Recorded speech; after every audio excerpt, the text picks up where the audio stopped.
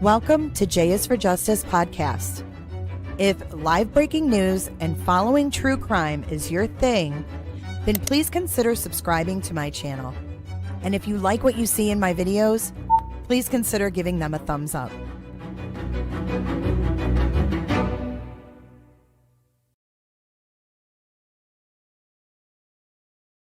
Is it better? Are we on the right live stream? Hello, hello. Welcome back and welcome in. Welcome to J is for Justice. My name is Jay and I am your host. Welcome to my channel, guys. If you have not hit the like button, please do so now. I know my thing is low, my volume. Mic check 1 2 1 2. Mic check 1 2 1 2. I guess we're in the right live now. Welcome in. My volume should be better. It's good to see all of you. Thank you so much for being here.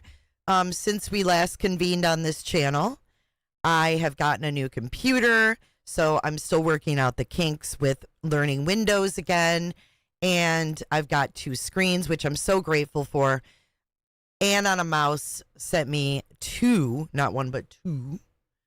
Nice monitors, so I can be a little more organized. Thank you, Angie B, for 41 months. Woohoo! That's a long time, girl. Thank you so much. Good morning, Kiwi. Good morning, Puncher. Good morning, Potato. Good morning, Miss Flo, for 34. Sound is good. We took a detour. Love it here. Love it here, too. I feel at home. Hello, Mr. Gary. Hello, Ostrich. The real Kels is here. Sin. Crimson Moon. Pretty in pink. It's good to see you guys. We got a few cases we're going to go over. We've got Kouri Richins. There's a lot going on. Look at all of these. Pretty in pink for 8 months. Good morning. Excited for true crime. 13 months for Sophia Petrillo. A year plus. How exciting. I love it. And Chris, where have you been? Chris, for 13 months. TikTok drama got you. Well, it's good to see you. It's good to see all of you today. We're dusting off J is for Justice. Let's see. Let's officially knock off the live. You ready? The stream is in session. So let's get into it, guys. We're going to go through Kouri Richins first, and then we're going to talk about the California wildfire arrest, which we covered extensively here on J is for Justice when it was happening.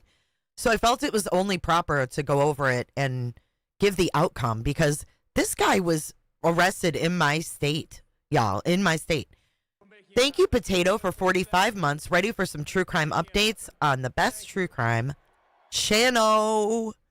Holla. Thank you so much, guys. I really appreciate it. Let's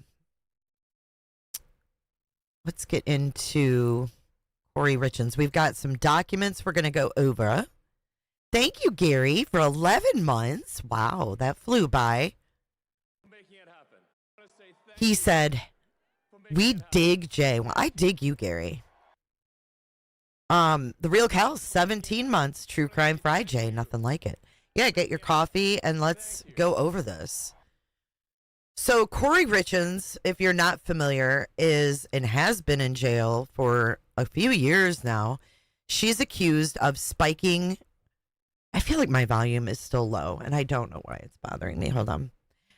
She's accused of spiking her husband's Moscow Mule with fentanyl. And in the beginning of this case, they had a girl named CL who was an informant, if you will, who came forward and said, yeah, Kouri Richins asked me to get fentanyl. And they went further to the guy that she bought the pills from, CL, whose name is now out there. It is, thanks, Potato. So now Robert Crozier is the guy that CL got the fentanyl from. Okay. Well, Robert Crozier has changed his story. But as of now, Kouri is still charged with murder, but they've also added charges to her. So we also have a motion to reconsider bail to go over. Yes, she's the one that wrote the book, I Am With You, or whatever it was called. I'm With You, or something like that. Or Am I With You? Yes. I still think she was having an affair, possibly like Ruby Frankie. You think so, Sophia? Hey, Candy Rapper, good to see you. You don't think it's going to get her released? Well, we shall see. So let's go through this first document, which is the new charges. And we're just going to kind of skip through here. We've got charge number 1 is criminal homicide, aggravated murder, domestic violence. And it states that between March 3rd and March 4th of 2022 in Summit County, Utah, she did cause the death of another individual by means of poison or any lethal substance administered in a lethal amount, dosage, or quantity. Attempted criminal homicide, aggravated murder. So she still has those. But this is what they've added. Insurance fraud. Well, this might have been there. Let me see. No, that's new. Insurance fraud. That on or about January 29, 2022, and on or about August 31st, 2022, the defendant did with intent to deceive or defraud, devise a scheme to artifice or to obtain anything of value by means of false or fraudulent pretenses, representations, promises, or material omissions. Furthermore, the value of this property exceeds $5,000. Then we have a second insurance fraud charge. And then we have forgery. That on or about January 29th, 2022. Well, we have the second one on June 14th and then January 29th for the insurance. But then if you come down here to the forgery, it says a purpose to defraud someone, make, complete, execute, authenticate, or utter a writing, blah, blah, blah. We know what forgery is. So it says Eric Richins died from illicit fentanyl poisoning. Do you guys want to read through this? I don't know if this has changed. I think it's just the charges that were amended. So it shows here that she did search.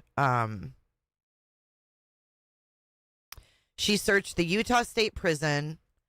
She searched what happens to deleted messages. Cause of death does not impact life insurance payment. How do police and forensic analysts recover deleted data from phones? And signs of being under a federal investigation. She also Googled, can you delete everything off an old phone without actually having it? Women, Utah prison. Can cops uncover deleted messages on iPhone? Can cops force you to do a lie detector test?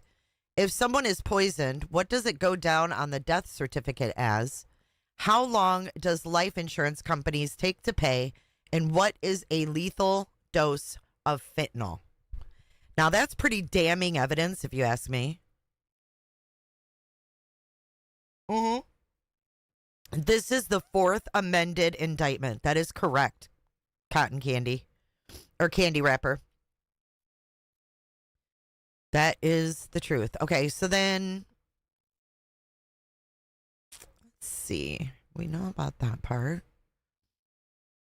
As early as February 2019, the defendant told witness 7, a friend, that she was trapped in her marriage and the PMA would leave her without anything financially. The PMA is actually the premarital agreement. Oh, then we have on December 17th, 2021, the defendant told witness 8 that she felt stuck and trapped in her marriage, and it would be better if Eric Richins just died. That's pretty damning. So I'm not sure this is going to have any impact. Well, we'll get into what the changes are, what this guy recanted, but I'm not sure it's going to have any kind of effect on her, to be honest with you. At first I did. I don't know. You guys have to let me know what you think. So here's the defendant was the beneficiary of 2 insurance policies on Eric Richins' life issued by True Stage with an aggregate death benefit of $350,000. One of the policies was issued on May 12, 2017, and the other 1 month prior to Eric's death. On April 28, 2022, the defendant submitted a claim against the policies. On June 7th, 2022, True Stage learned that Eric Richins' cause of death was drug intoxication fentanyl. On June 14th, 2022, True Stage left a voicemail with the defendant requesting a copy of any prescription Eric Richins had for fentanyl. Later that same day, the defendant informed True Stage that the fentanyl was not prescribed and that she didn't have any idea how Eric Richins obtained it. The next day, on June 15th, she reiterated she didn't know where Eric obtained the fentanyl. And what a creepy name for a prosecutor. Brad Bloodworth. Brad Bloodworth. Good morning, everybody coming in. I'm sorry, I got a frog in my throat. I think so, too. I think they're going to be very damning. I think, especially if her friends are saying she wanted to end the marriage or whatever. Okay, so we've got next the affidavit of Robert Crozier. So this is the dealer. And this is the affidavit right here. It says of Robert Crozier. The date on this. So one big thing, though. One big thing that is happening is that this all came out in April. So this Robert Crozier actually changed his story in April, and the defense or the prosecution didn't let the defense know. Good morning, Robat. Did not let the defense know that they had this, quote, exculpatory evidence. It is wild. It is wild, Lindsay.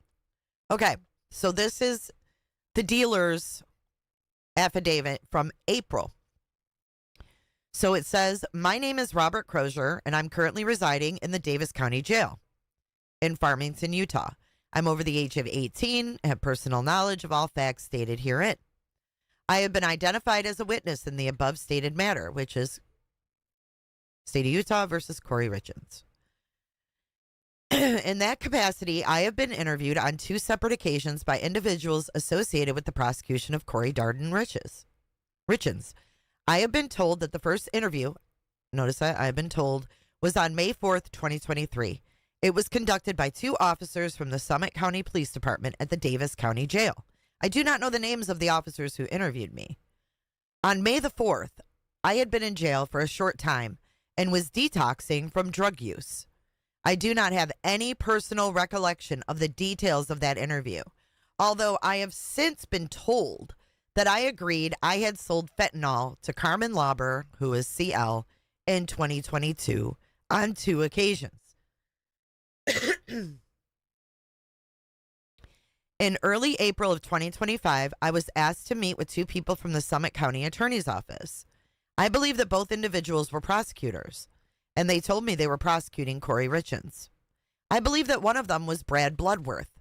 I cannot recall the name of the other individual who was at the meeting, but it was a man with a beard. And he writes in, I was sober at that meeting and had been sober for over 3 months, and he initials it. We met at Starbucks Coffee in downtown Salt Lake City. I believe it was the Starbucks on 80 South Main in Salt Lake City. Mr. Bloodworth and the other individual asked me if I had sold fentanyl to Carmen Lauber. I told them no. I sold OxyContin to Carmen Lauber on 2 occasions in early 2022. I told them I met her at the Maverick and Draper both times to sell her the pills. They asked why I had previously told officers that I sold her fentanyl. I told them I didn't remember saying that and that I had been detoxing during that interview and was out of it. Okay, so my question is, Do you think that he's lying because would the charge be worse if he was selling fentanyl versus oxys? That's what I'm wondering. Would that, I mean, obviously, both are bad, right? But could that be? They asked why I previously, I already read that, sorry. I told them I was certain that I had sold Carmen Lauber OxyContin 30 milligram pills, otherwise known as Roxy's or Roxy 30s. They asked me several times if I was sure, and I told them yes, I was sure I sold her OxyContin. But you don't remember. See, I don't feel like these drug dealers and shit are good, I don't think they're good witnesses.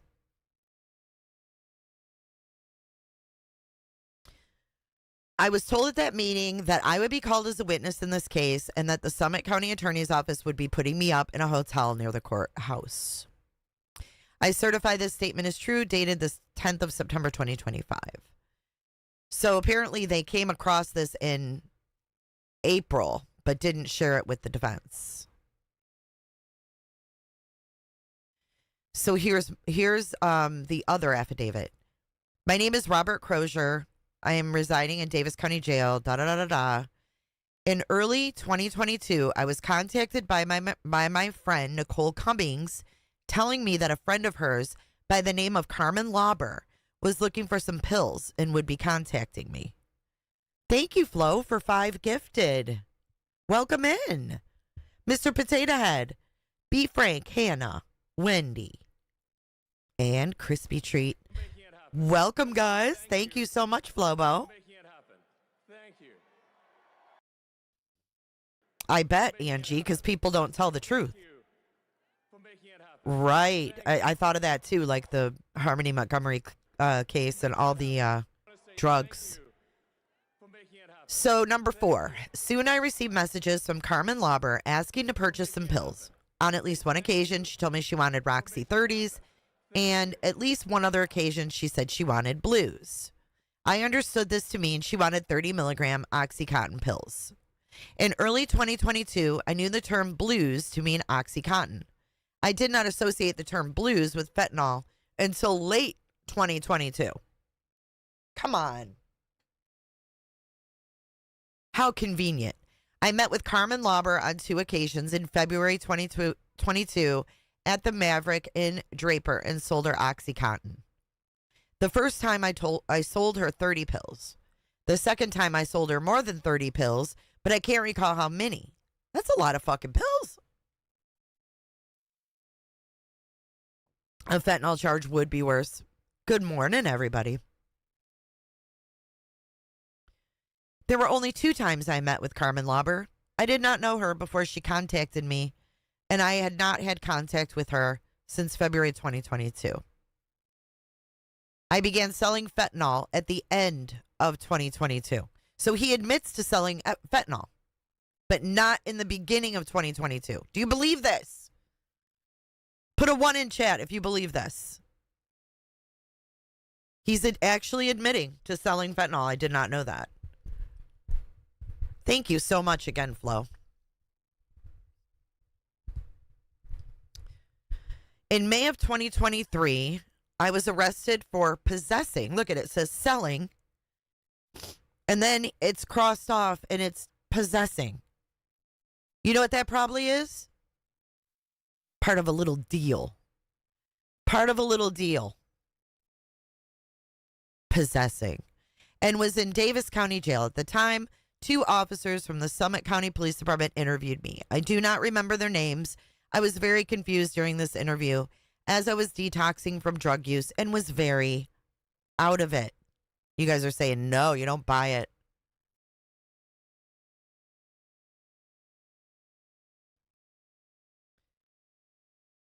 He's now not admitting. Right. He's saying, no, I did not sell fentanyl. I sold oxys.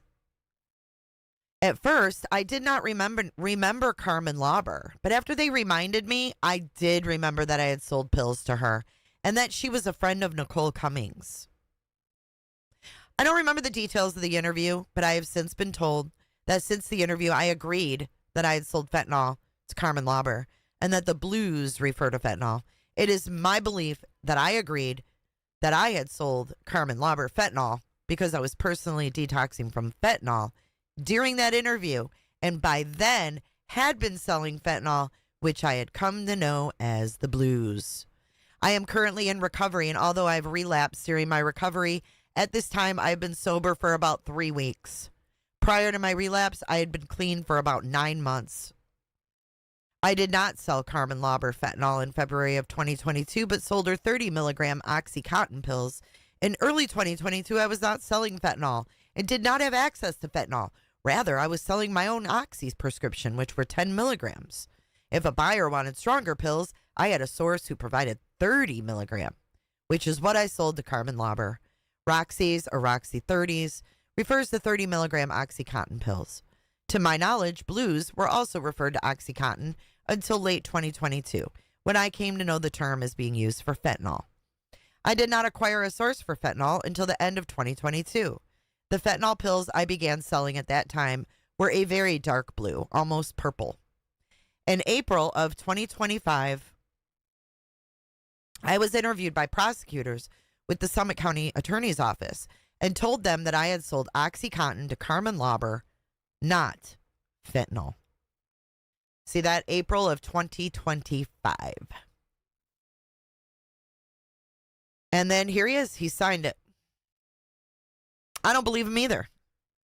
I don't believe him either. And I don't think that people like this are very, well believed on the stand, especially if you look at this. Like, I have relapsed. I've been sober for 3 weeks. Prior to that, it had been 9 months. I mean, this guy's really going through it. You know what I mean? Hey, Sarah. Welcome back to True Crime. Hello. Everybody coming in. Okay. So that is that one. We've got 2 more to go through. We have a motion to reconsider bail for Miss Kouri. This one says, Kouri Richins, by and through counsel, hereby moves the court to reconsider setting bail and ordering conditions of release. So the matter is based on the following. We're going to scroll down. Okay, so here we go. The following circumstances have materially changed. Now, by the way, her trial starts in February. We have our first hearing scheduled in January for this case. We're going to cover the trial here on J for Justice. So new evidence has come to light that goes to the heart of the state's allegations that Ms. Richins poisoned her husband with fentanyl. The state's case is based on statements made by CL, Carmen, that she procured fentanyl from Robert Crozier on 2 occasions, sold it to Ms. Richins. The defense has recently learned that in April of 25, Mr. Crozier met with prosecutors, Summit County, and informed them it wasn't true. Mr. Crozier told members of the prosecution team he did not sell fentanyl to Ms. Lauber, but rather sold her Oxycontin. Although the state failed to disclose this exculpatory statement to the defense under Brady and Giglio. The defense learned of it independently when they interviewed Mr. Crozier on September 3rd, at which time he relayed this exculpatory information. Mr. Crozier has now informed both the state and the defense that he sold only Oxy to Carmen on 2 occasions in 2022. See attached affidavit of Robert Crozier. Thank you so much, Sophia, for one gifted. J. Kells. Welcome in. Thank you so much. You guys are so generous. He further told the state and defense that he did not recall telling Summit County that he sold fentanyl to Miss Lauber, and at the time of the previous interview, he had been detoxing. Mr. Crozier, who's now sober, said he's certain that he sold Miss Lauber 30 milligrams on both occasions of Oxy. Then we have the argument. Let's see. All right, let's read through the argument. Although the court has previously found there is substantial evidence to support the charges against Ms. Richins, Mr. Crozier's recantation of his previous statement changes the landscape to a degree that cannot be ignored. In order to hold Ms. Richins without bail, the court must first find there is substantial evidence to support the charge, and that simply no longer exists. Now, I disagree with that. I think that there still is proof that she did it. I don't think that really changes the fact, because let's think about it this way. How many times have we heard that someone buys fentanyl or buys Oxy and they get fentanyl and they're not aware of it, right? It could very well have been that kind of a thing, but she still was buying it to poison her husband. Right. I don't trust prosecutions much. And I hate to say that, but I don't. I really don't. I've learned that it's so political. You know, I don't like that these prosecutors are voted in and all that. So I don't like that.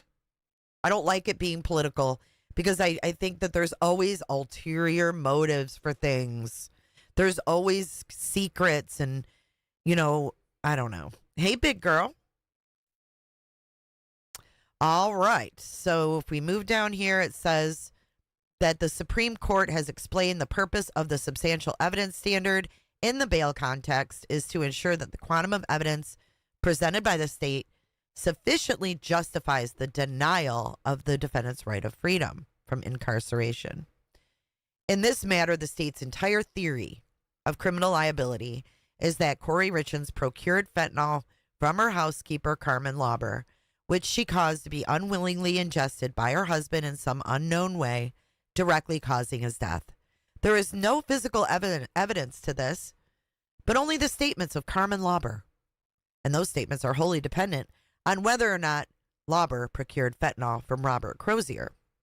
None of these so-called fentanyl pills were found nor tested.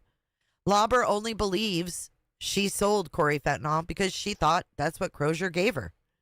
If Robert Crozier did not, in fact, sell fentanyl to Lauber, there can be no credible argument that substantial evidence of guilt exists.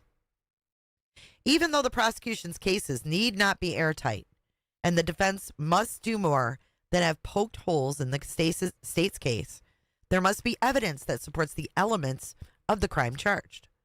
That is not the situation before this court. If the state cannot place fentanyl in the hands of the defendant, the state has no case. Mr. Crozier's statement doesn't just poke holes in their case. It throws a grenade into the middle of it and leaving them nothing but speculation and conjecture, getting them nowhere near the realm of beyond a reasonable doubt. What do you guys think? Without substantial evidence to support the charge of aggravated homicide or attempted aggravated homicide, the analysis ends and Miss Richins would be released. For the reasons stated herein, Miss Richins respectfully moves this honorable court to reconsider its previous detention ruling and grant her the privilege of pretrial release. Do you guys think she'll get released? Right, it happens, and I'm so sorry, CJ, about your friend's son. That's horrible, but it happens, right? People get this stuff and they think it's something it's not. So let's do a poll, because I'm curious if you guys think that she gon' get out, or possibly get out.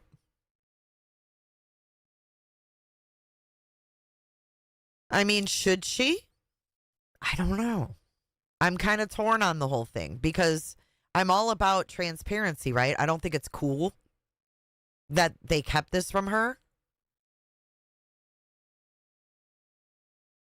Okay.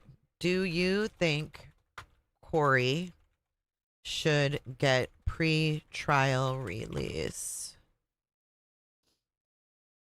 I'm kind of torn. Although I say no. If I had to answer, I would say no. But I'm kind of torn on this whole thing. I don't like how they're, keeping shit. I don't trust that. But get your votes in, and it seems like a lot of you agree. And some of you are unsure. And that's okay. It's okay to be unsure. We'll see what happens, though. I think her next... I don't know when her bail hearing is, or if they're just going to decide... This is the second motion to reconsider bail. So this is the second time she's asking to get out. And then we have one more right here, which is request for order compelling disclosure of exculpatory evidence. So this starts here by quoting, prosecutors say she mixed a lethal dose of fentanyl into his drink. Kouri Richins' housekeeper allegedly sold her fentanyl pills prior to husband's poisoning. Kouri Richins, the Utah mom who allegedly poisoned her husband with fentanyl-laced cocktail. This is all headlines. This is from New York Times, YouTube. They're looking at YouTube. Look at her lawyers are looking at YouTube.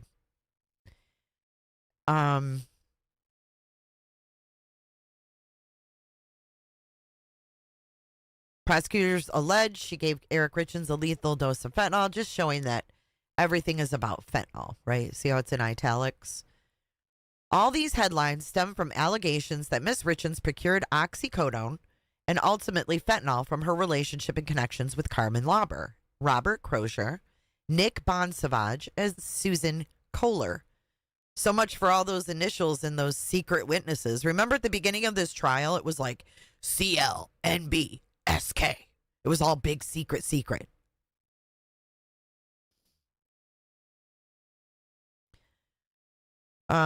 See transcript of Carmen Lauber interview, April 27th. And the investigating officers subsequently interviewed Miss Lauber again on May 3rd, 2023. It was at that meeting when Miss Lauber indicated she got fentanyl from Robert Crozier.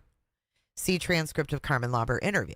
Ms. Crozier was interviewed in May of 2023. During his interview, he confirmed he sold fentanyl on 2 occasions. So they quoted CBS News, 48 Hours, and KSL article. Sometime in April this year, Mr. Crozier was interviewed by 2 members of the Summit County prosecution team at a Starbucks in Salt Lake City. The prosecution team asked Mr. Crozier if he had sold fentanyl to Ms. Lauber. Mr. Crozier told him he had not sold fentanyl. He specified he had sold oxy. Mr. Crozier told the prosecution team that he met with Miss Lauber at the Maverick both times to sell her the pills. So anyways, he goes over saying he was out of it and, the whole thing we already read. The prosecution has been aware of this exculpatory evidence since April of this year. The prosecution did not inform the defense of this information. No press release was issued. No reports. Nothing. The prosecution just kept quiet. In preparation for trial, defense counsel located and interviewed Mr. Crozier within the past 30 days. It was during this interview that the meeting and the exculpatory information became known to defense counsel. That's shady. That's shady shit right there. Then there's a footnote, and it says, defense looked within the discovery folder provided by the prosecution after the discovery of this information and prior to the filing of this request and could not find anything related to this interview. That's not good.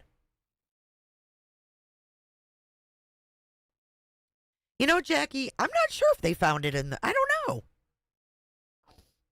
But they're saying if they can't place fentanyl in her hands, then she didn't do it. That's their whole thing.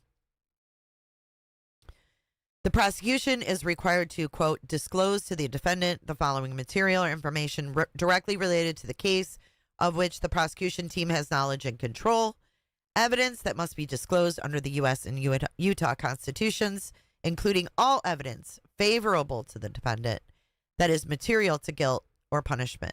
Their duty is to disclose a continuing duty as the material or information becomes known to the prosecutor.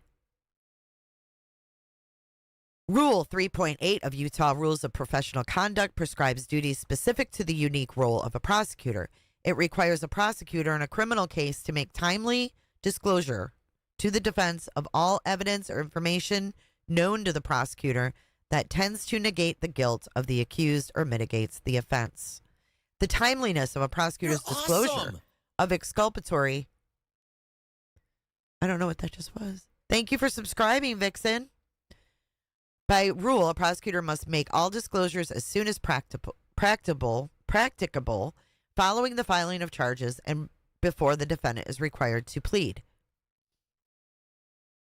So we go down here. They're saying they did not disclose that Mr. Crozier had changed his story. Here, the prosecution failed to disclose evidence that not only negates Ms. Richins' guilt, but completely eviscerates the prosecution's own theory that Miss Richins procured the fentanyl that ultimately killed her husband. The prosecution's failure to disclose and continued concealment of exculpatory evidence that Miss Richins did not procure fentanyl inflicts ongoing harm on Miss Richins, the public, and the integrity of our legal system. This is precisely the type of misconduct Rule 3.8 was designed to prevent. By withholding this evidence, the prosecution abandons its duty to seek justice and undermines the assurance of a fair trial. No doubt there will be an attempt to chalk this up as an oversight. Perhaps as an oversight that should be excused as nothing more than carelessness. But this was not an oversight. This was a continuing and knowing concealment. It is not a blemish on the fruit. It is a rot at its core, poisoning the whole harvest of justice. Covenants without the sword are but words. Courts have long trusted the prosecution to discharge its duty without supervision. But when that trust is broken, when evidence negating guilt is withheld, trust alone no longer suffices. In this case, words like timely and becomes known suddenly demand a deadline. Counsel moves this court for a standing order imposing a 3-day deadline on the prosecution to disclose the following to the defense. All evidence, including emails, texts, phone messages, recordings, video footage, or any other form of correspondence involving the prosecution team or any law enforcement official and Robert Crozier, including correspondence about setting up a meeting and any sort of summaries of the meeting. All notes, correspondence, or reports prepared by law enforcement or any member of the prosecution team discussing Robert Crozier's interview in April and on any other dates. Any statements, recordings, reports, or notes in whatever medium, including emails and texts, that tend to negate guilt. Furthermore, the defense respectfully requests this court require the prosecution to disclose on the record or to reduce to writing and provide to the defense all oral statements discovered when interviewing witnesses that tend to negate guilt or contradict prior statements made by the witnesses. Signed the 2nd day of October 2025, and these are the attorneys for Miss Richins. You think so, Sophia? The state screwed up, but I don't think it's going to hurt the case much. The drug dealer's looking out for himself because he doesn't want to go to prison. Right, and he's not exactly a reliable witness, right? I mean, if you really think about it. So that is the update on Kouri, and I don't know if anybody has heard when her bail hearing is going to be, if they're even giving her one, or if the judge is just going to decide in writing. I don't know, because there's their argument, right? So again, yeah, we'll be covering that on J for Justice when the trial does happen. Hold on a second. Let's see where you guys stand. Do you think Kouri should get pretrial release? 20% said yes. 44% said no. And 36% are unsure. Right. He was detoxing. How can he be reliable, right? I'm shocked at the 20% though. Because do you trust her to get out?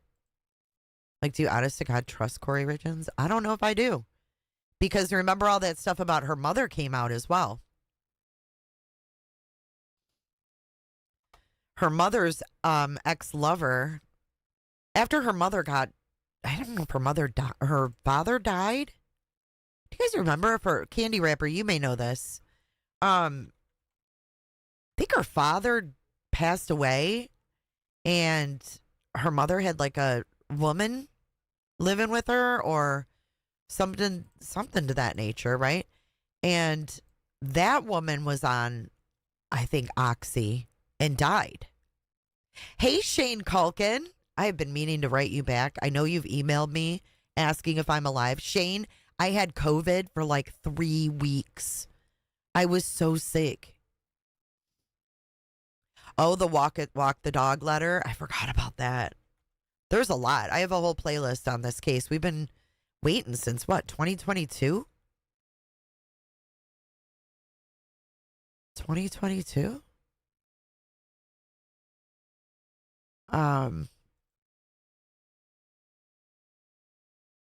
It's wild.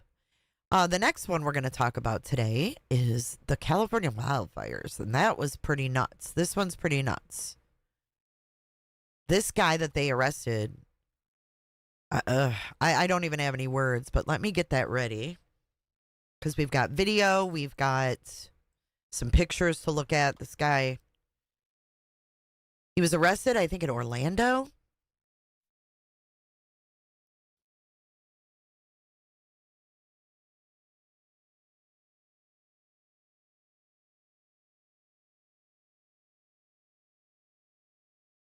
But this guy was like a Uber driver. We got a press conference. That's what it is. Same fire behavior. Oops. You guys can hear that, right? So take a look at this. Get this picture up here. Sorry, like I said, I'm still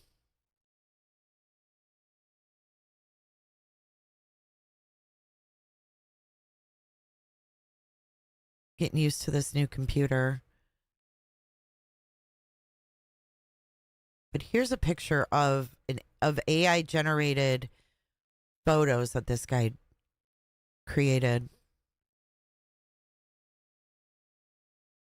It's not showing it.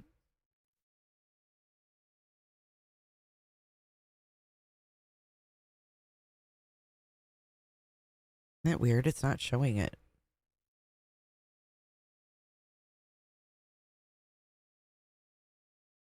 It's bizarre. This computer can be weird sometimes. Hold on. Let me do it a different way. But this guy created AI images. He was there in the Palisades. And he started the fire just shortly after midnight on January 1st. But he watched videos every day. There's some weird shit. So here is the AI generated. Yeah, they were started by a person and he was arrested. We're going to get into it. But these are the AI generated photos he made. And we're going to hear about that in this press conference, if I can get it pulled up. So you guys remember all those, the horrible, horrible way that it was handled, the horrible way those fires went down. But I'll pull that back up when they get to that part. But it's crazy what this guy did. He was an Uber driver. He actually, you guys, I'm not going to give it all away, but he actually offered to help fight the fire. Fight the fire. Let's get into it. Here we go. Behaviors from them crawling on their hands and knees. Hold on. Good morning. I'm Bill Asaley, the acting United States Attorney for the Central District of California. Today, we are announcing the arrest of 29-year-old Jonathan Rinderknecht for igniting a fire that ultimately burned down the Palisades earlier this year, killing 12 people, destroying more than 6,800 structures. Oh my God, Butter, I felt the same way about the murals at the Denver airport. It totally reminded me of that. Wait till you see the video he watched. Good morning, Northern Beans. Good morning, everybody coming in. Hit the like button. We are talking about the guy who was arrested for the California wildfires in the Pacific Palisades, Malibu, etc. Both homes and businesses, and damaging over 1,000 more buildings. The complaint unsealed today charges the defendant with destruction of property by means of fire, a felony that carries a mandatory minimum 5-year federal prison sentence and is punishable by up to 20 years in federal prison. The defendant was arrested yesterday on a federal criminal complaint near his Florida residence, and he's expected to make his initial appearance today in the federal court in Orlando, Florida. I stress that the complaint contains allegations and Graham Norton. every defendant is presumed innocent until proven guilty in a court of law. The allegations in the affidavit are supported by digital evidence, including the defendant's ChatGPT prompt of a dystopian painting showing in part a burning forest and a crowd fleeing from it. Right and here. We're going to put that up on the screen here once we get that going. You can't see theirs, but you can see mine. The allegations are, there it is. That's from his ChatGPT. That's an image he produced a few months before the fire started. That's disturbing. It shows the city being burned there. The allegations are further supported by the defendant's cell phone, his false statements to law enforcement, and his behavior during the Lockman fire, which the defendant is charged with maliciously starting shortly after midnight on New Year's Day of this year, and which eventually became the Palisades fire. Late last New Year's Eve, Rinderknecht returned to Pacific Palisades after working the evening shift as an Uber driver. Two of his passengers told law enforcement that he appeared agitated and angry that night. After dropping off a passenger in Pacific Palisades, Rinderknecht parked his car and tried and failed to contact a former friend. He exited. You hear that? He dropped off his last passenger in the Pacific Palisades. They said he seemed agitated. You know, the other time we heard that an Uber driver was agitated was in Kalamazoo, Michigan, when I think the guy's last name was Dalton, was driving around agitated, shooting people while he was Ubering. Do you remember that? But this guy tried to call a former friend. I wonder if that friend had answered, if it would have been a different outcome today. The car, walked up a nearby trail. He exited the car, walked up a nearby trail, took iPhone videos at a nearby hilltop, and listened to a rap song whose music video including objects being lit on fire. Okay, so he listened to this rap song, okay? We're going to play that right meow. Let me pull that up. So they're saying he did this chat GPT. They have his phone where he took video, right? And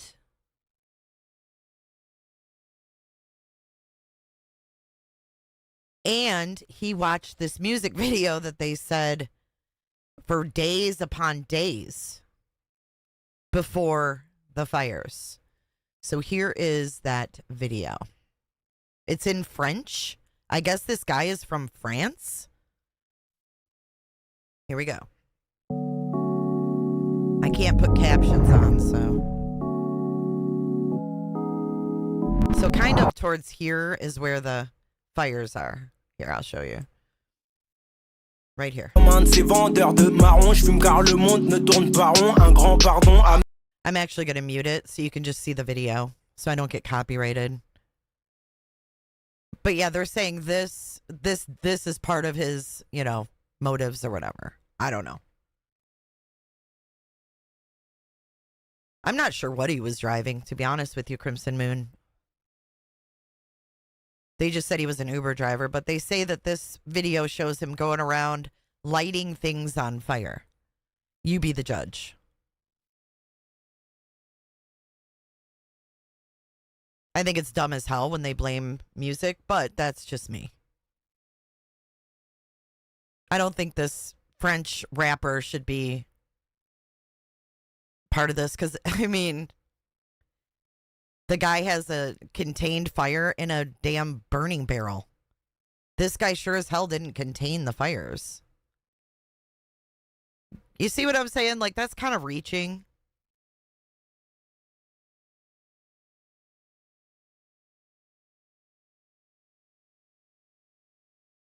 I just don't think it's all that damning, to be honest. How many videos have fire?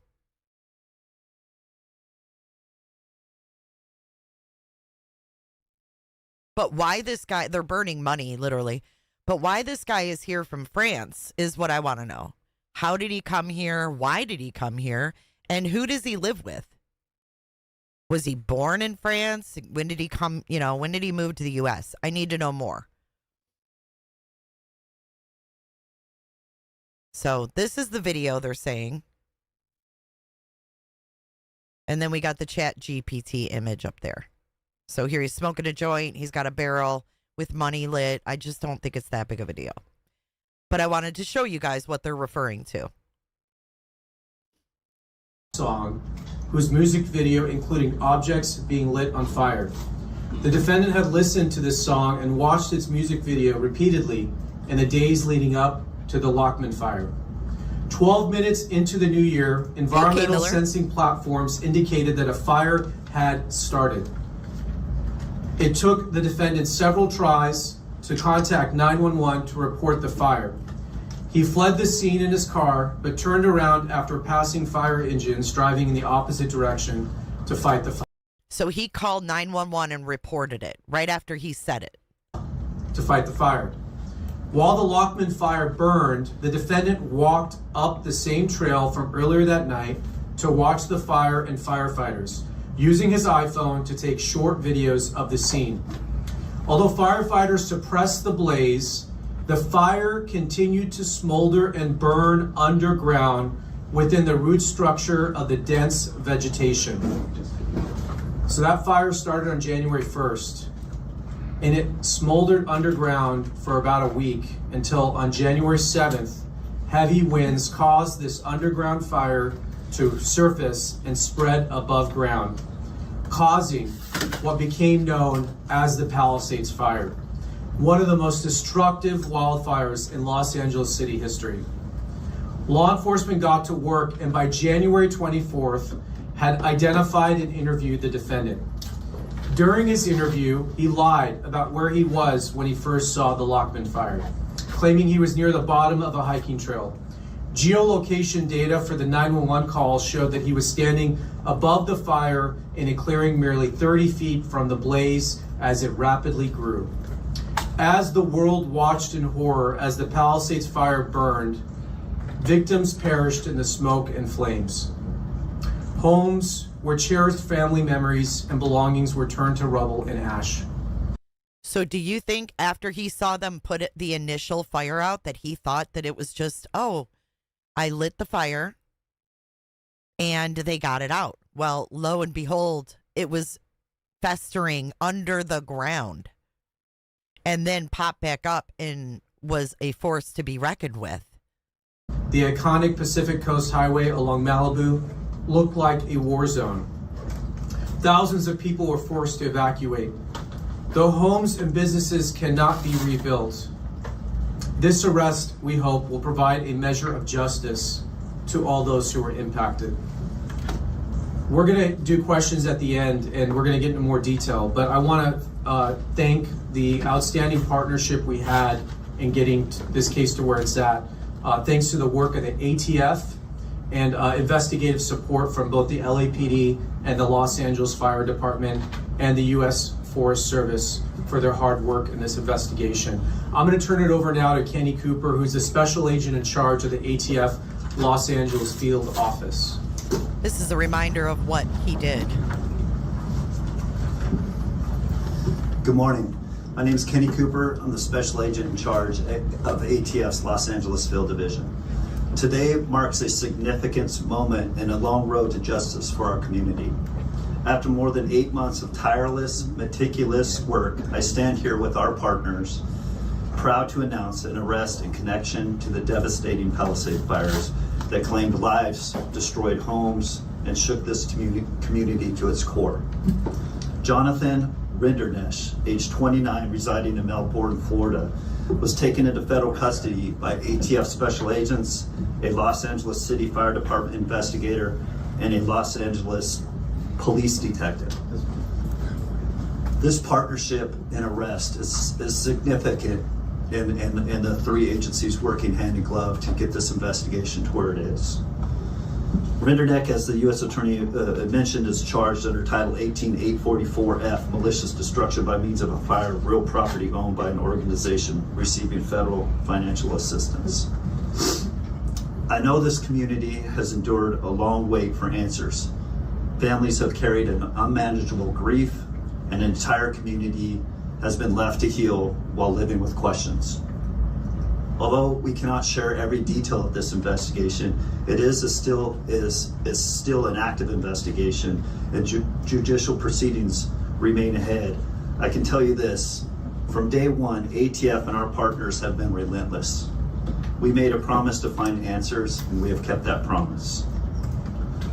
To give you a sense of the work, I want to highlight the extraordinary level of cooperation between ATF and our partners. The Los Angeles City Fire Department, the Los Angeles Police Department, the Orange County Fire Authority, and the United States Forest Service. LA City Fire asked for our assistance, and within 24 hours, ATF's National Response Team arrived on scene. The NRT, ATF's NRT, is an elite team comprised of certified fire investigators, electrical and fire protection engineers, chemists, accelerant detection canine teams, and other experts. We arrived within 24 hours and got to work with our partners. We processed hundreds of acres of damaged fire, examining every inch for the smallest clue.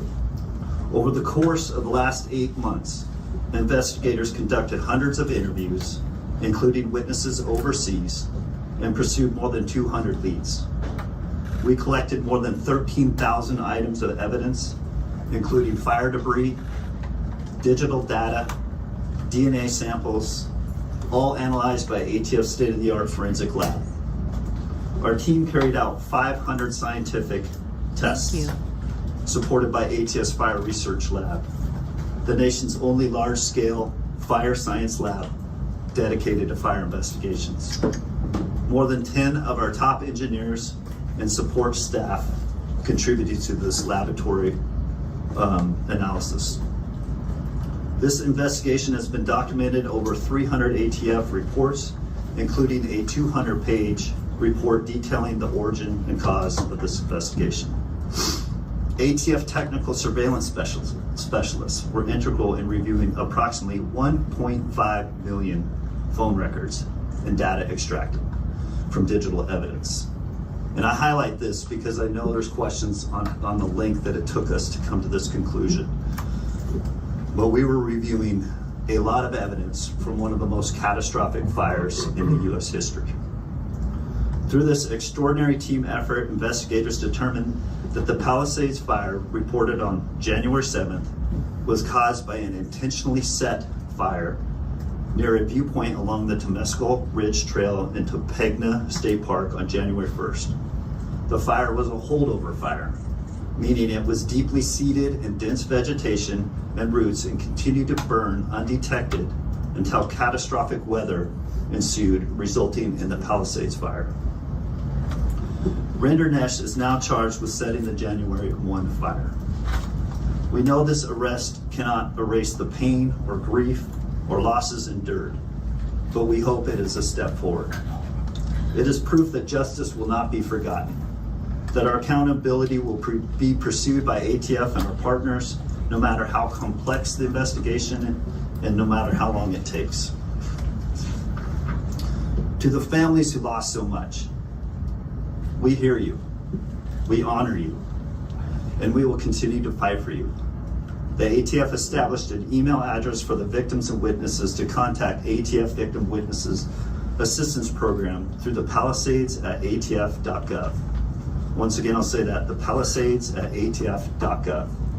Based on the information received, a regional victim witness specialist may contact you. That's my initial statement. I'm going to hand it over to the Chief of LA Police Department, Chief McDonald, and I will be open to questions afterwards. Thank you. Thank you, Kenny. Good morning, and thank you all for being here. I want to begin by thanking the U.S. Attorney's Office, our partners at the Bureau of Alcohol, Tobacco, Firearms, and Explosives, and the dedicated men and women of our Robbery Homicide Division and Major Crimes Division. I also want to recognize and thank the Los Angeles City Fire Department and all of the investigators who came together to support this case. You look at the team standing here, and I couldn't be more proud of the work that was done throughout this investigation. It was extremely intensive and thorough, and the best of the best were working on it. And I'm very thankful for the partnership we enjoy with all of them all the time. The investigation There into he the is, up at Palisades the top. fire of January 2025 was lengthy, complex, and as I mentioned, extremely thorough. Our detectives responded immediately to the initial incident and worked side by side with our partners at the Los Angeles Fire Department. And once the ATF's National Response Team took on the case, they led the investigation, and our detectives remained fully engaged as partners every step of the way with them. I'm proud of the professionalism and dedication shown by our detectives and the team who work collaboratively with our federal, state, and local partners. That teamwork ultimately led to the arrest of the suspect responsible for this devastating crime. The Palisades fire was a tragedy that caused enormous harm to the city of Los Angeles. But in the midst of that devastation, we saw something else. Communities coming together with law enforcement, supporting one another, and working through a very, very difficult time. This case is a reminder of the value of strong partnerships across every level of government. When we stand together, local, state, and federal, we are stronger, more effective, and better able to deliver justice for our communities. I'm deeply grateful to everyone who contributed to this investigation, and I look forward to continuing this strong spirit of collaboration as we work to keep Los Angeles safe.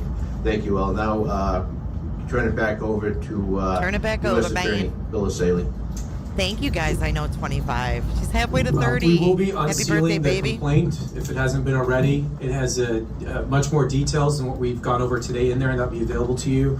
At this time, we'll take a few questions. How did Bill, do you know how Rendernick this fire start- started? How did Rendernick start the fire? And in the investigation, as investigators spoke to him, what did he specifically say was the reason behind it? I'm not going to get into his specific statements. I can tell you ATF has determined that the fire was ignited with an open flame. Did this gentleman ever live in the Palisades, have any direct connection to the Palisades? Was he familiar with these trails, this area? Yeah, he was familiar with this particular neighborhood, and he had a friend who was who lived in this neighborhood. But So he he never- knew this neighborhood. Wait a minute. Specifically, had lived there? He was a resident of Southern California. Do we know what city he lived in? He was a resident? Okay. Yeah, he actually did live in Palisades, and he was familiar with the neighborhood in which this started. We know Okay, hold on. I've got questions. Thank you for the birthday wishes. Happy birthday, Rachel. Oh, a little bit better, Angie. She's still sick. Thank you for asking.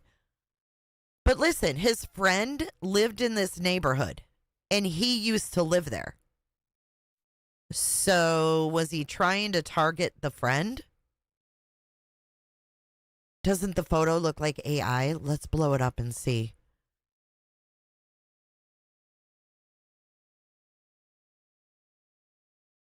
I mean, kind of, but not really.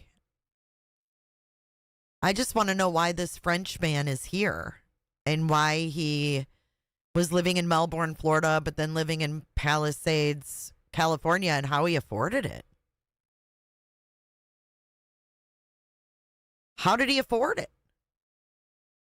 Ubering? I have a lot of questions. I don't know if it looks AI, Robin, but it definitely is disturbing nonetheless. I have a lot of questions. that Are you using the firework. word arson? Yes, he's arson. We Yes. know that How did fireworks. you know? Let me go Did here. you know that what was the protocol taken around the initial fire on New Year's Eve, New Year's Day? Was there precaution taken to try and make sure that fire was put out properly? I mean, that's quite a stretch between when that ended and then the next fire. Yeah, we're not going to get into the full fire response. I'll just tell you the fire department did respond, and they don't say they put out fires, they suppress the fire. So they use the best of their Suppress abilities at that the fire. time to suppress it. Like we said, there was dense vegetation. The fire went underground, and I'm not a fire expert, but there's only so much apparently you can do about that. So it did smolder there until a week later, in which the winds picked up and reignited. So that's our understanding of it started. Did he have a Let me prior go over here. So did he move to Florida after this during the He investigation? relocated, yes. Can you say a little bit more about what he was He doing there? relocated. If you had been living in Palisades, was he camping? Was he hiking? Was he... He just finished an Uber drive. So he just dropped someone off in that vicinity on an Uber drive. He was an Uber driver. He dropped someone off. He was in this neighborhood, and he was. This is New Year's Eve, so it was around midnight, and he went up to this hilltop. And at some point up there, around 12 a.m., he ignited a fire. Residents that we spoke with reported and had video of fireworks during that same period of time. Initially, the belief was it was a group of kids that were there. Are you saying that the suspect here potentially set off those fireworks? You saying it opened flame? We have no evidence that any fireworks were set off in this area at the time the fire ignited. Does he have prior criminal history and... Hold on, I thought there was fireworks being set off. He relocated to Melbourne? I've got the press release from the U.S. government, which has more information. We're going to read it after this. Go Chalice. Cooperative in this process? Does he have? Did he show remorse at all? Yeah, he does not have criminal history. Why are they whispering? What was that all about? Look at this. She said, has he been cooperative in this process? Now watch these two. Did he show remorse at all? Yeah, he does not have criminal history. Why did he have to whisper that? Why couldn't he just say it? Sketchy. Did he show remorse at all? Robat. Right, it was New Year's Eve. What do you mean we don't have any proof there was any fireworks set off? It was New Year's. It was right after midnight. Come on. Does he have? Did he show remorse at all? Yeah, he does not have criminal history. We're not going to get into his specific statements. We are going to tell you, though, that he did speak to us and he made false statements. So that we will confirm. What about motive? You do have some things recovered from his phone that you shared. Any indication of what may motivate? We're not going to get into motive right now because we're going to have to prove this case in court in front of a jury. We're not going to get into motive right now because we have to prove this case in court. What is giving his motive away gonna hurt? We don't want to get into that right now. We are laying out the information we have in the complaint. The evidence is based on, you can see some of the key evidence, including the fact that he was the only person in this location at the time this fire ignited. We have no other indication that any other person was there. There were no fireworks at the time. We have several cameras in the... There were no fireworks at 12/12 on New Year's Day? Right after it turned midnight? Who believes that? I don't believe it. I'm just not believing that. I'm sorry. All this money and they had to spend on these fires. They got to have someone to blame, right? I don't know. Well, the criminal complaint is their initial federal complaint against this guy. Happy birthday, Pink October. Any other person was there. There were no fireworks at the time. We have several cameras in the vicinity that are there designed to detect fires, and this fire was detected almost right away by those sensors. So there's no indication of fireworks or other things that would have started this. He was the only person there. You heard about this music video and song he would listen to, which had imagery of fires. And come on! He watched a music video with imagery of fires. And then, do we have the image up? Are we having trouble with that? We saw the image. And you could see some of his thought process in the months leading up, where he was generating some really concerning images up on ChatGPT, which appears to show a dystopian city being burned down. Dystopian. So more evidence will come out at trial, but we're not going to preview the entire case at this time. Yes, ma'am. Is there an understanding that he relocated to Florida because he was aware that people might be looking for him? Do you think he relocated to Florida because people might be looking for him? By the way, Lip Locked, happiest of birthdays yesterday.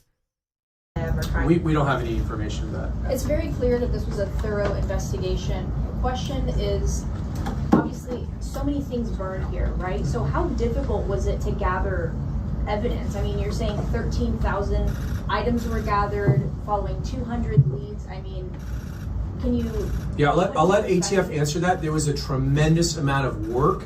I mean, we literally have like terabytes of evidence. So I'm going to let ATF answer the work that was done in this case, including the lab work.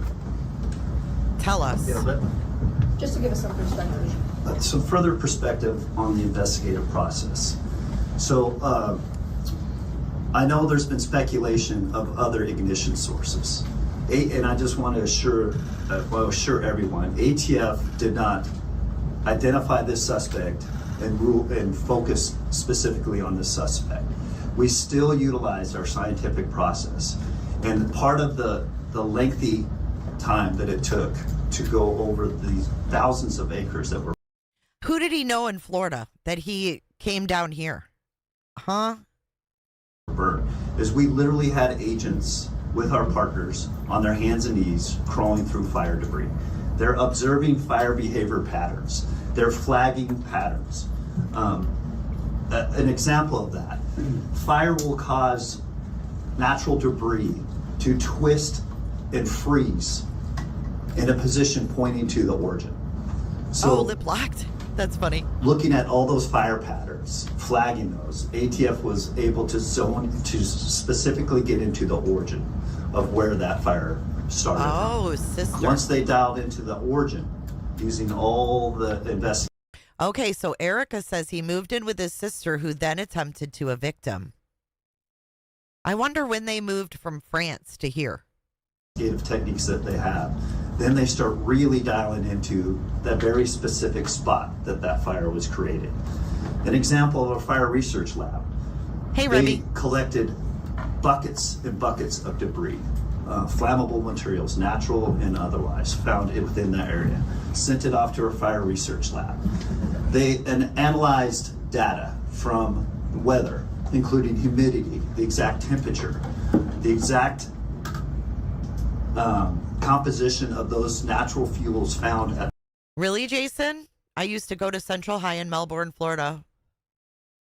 Crackerjack, that's a really good question. Were the smaller fires a result of the initial fire that was started? That particular time. I don't know. January 1st, at that particular time, recreated those environmental factors in our labs using their scientific process, then tested different ignition sources. And that's where 500 tests were conducted at that lab. So they're saying they, in a lab, they did 500 different tests to find out what the igniter was. I don't really understand all of that, but I think it's probably pretty complicated.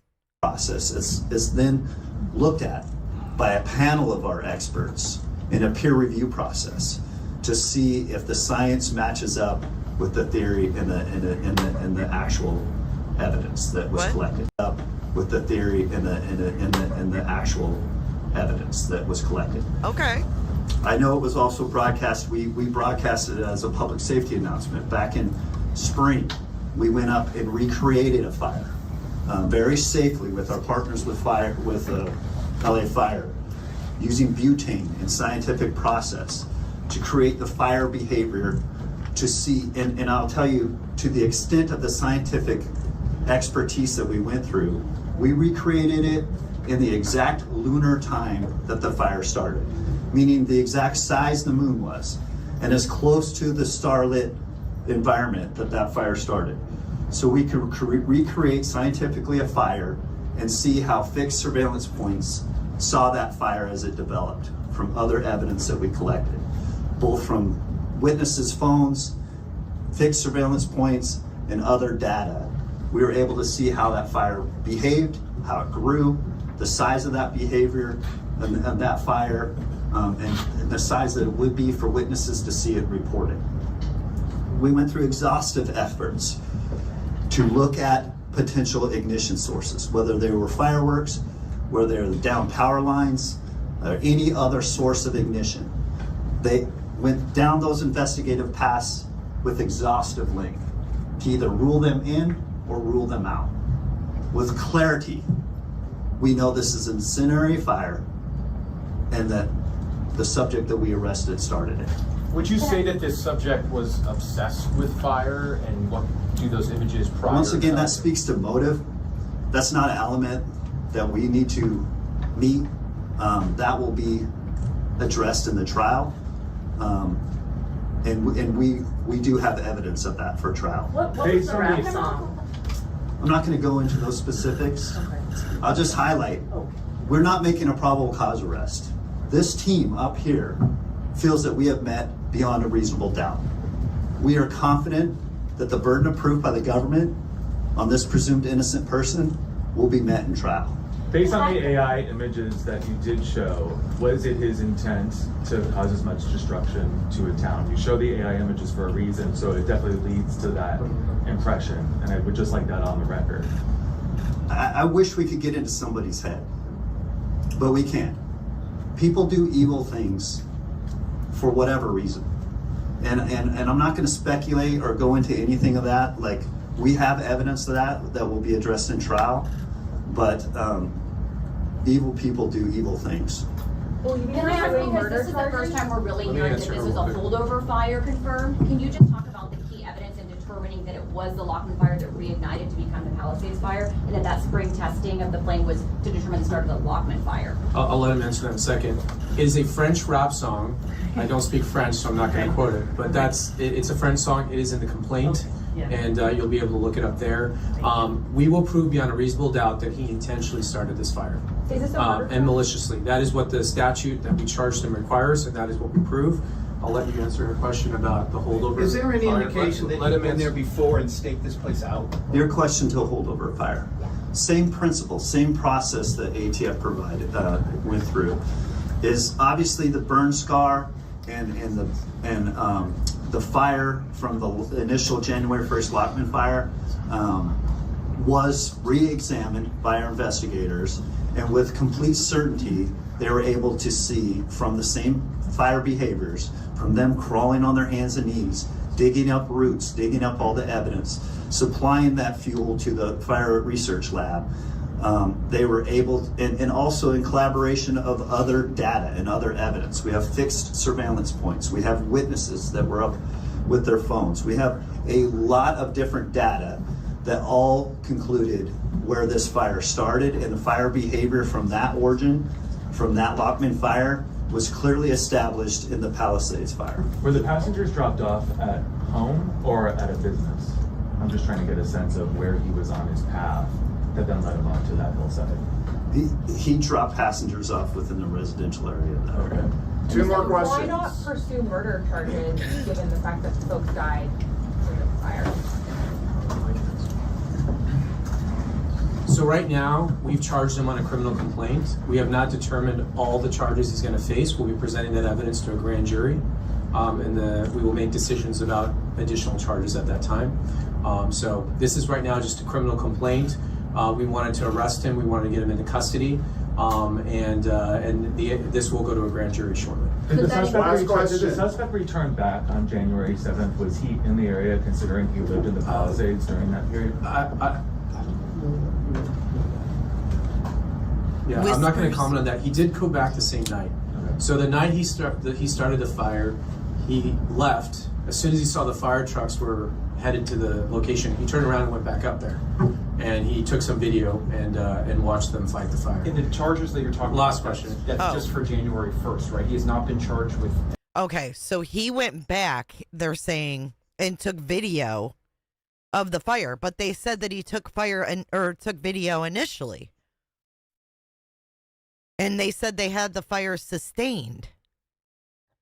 And then now they're saying he went back the same day. Is that what I understood? Hold on. They're asking, did he come back to the area after? And then they whispered. Watch. Last Did question. the suspect return back on January 7th? Was he in the area considering he lived in the Palisades Did he come back on January the 7th? Was he in the area? during that period? He's like, how come these people are so transparent to me now? In the area considering he lived in the Palisades during that period? Yeah, I'm not going to comment on that. He did go back the same night.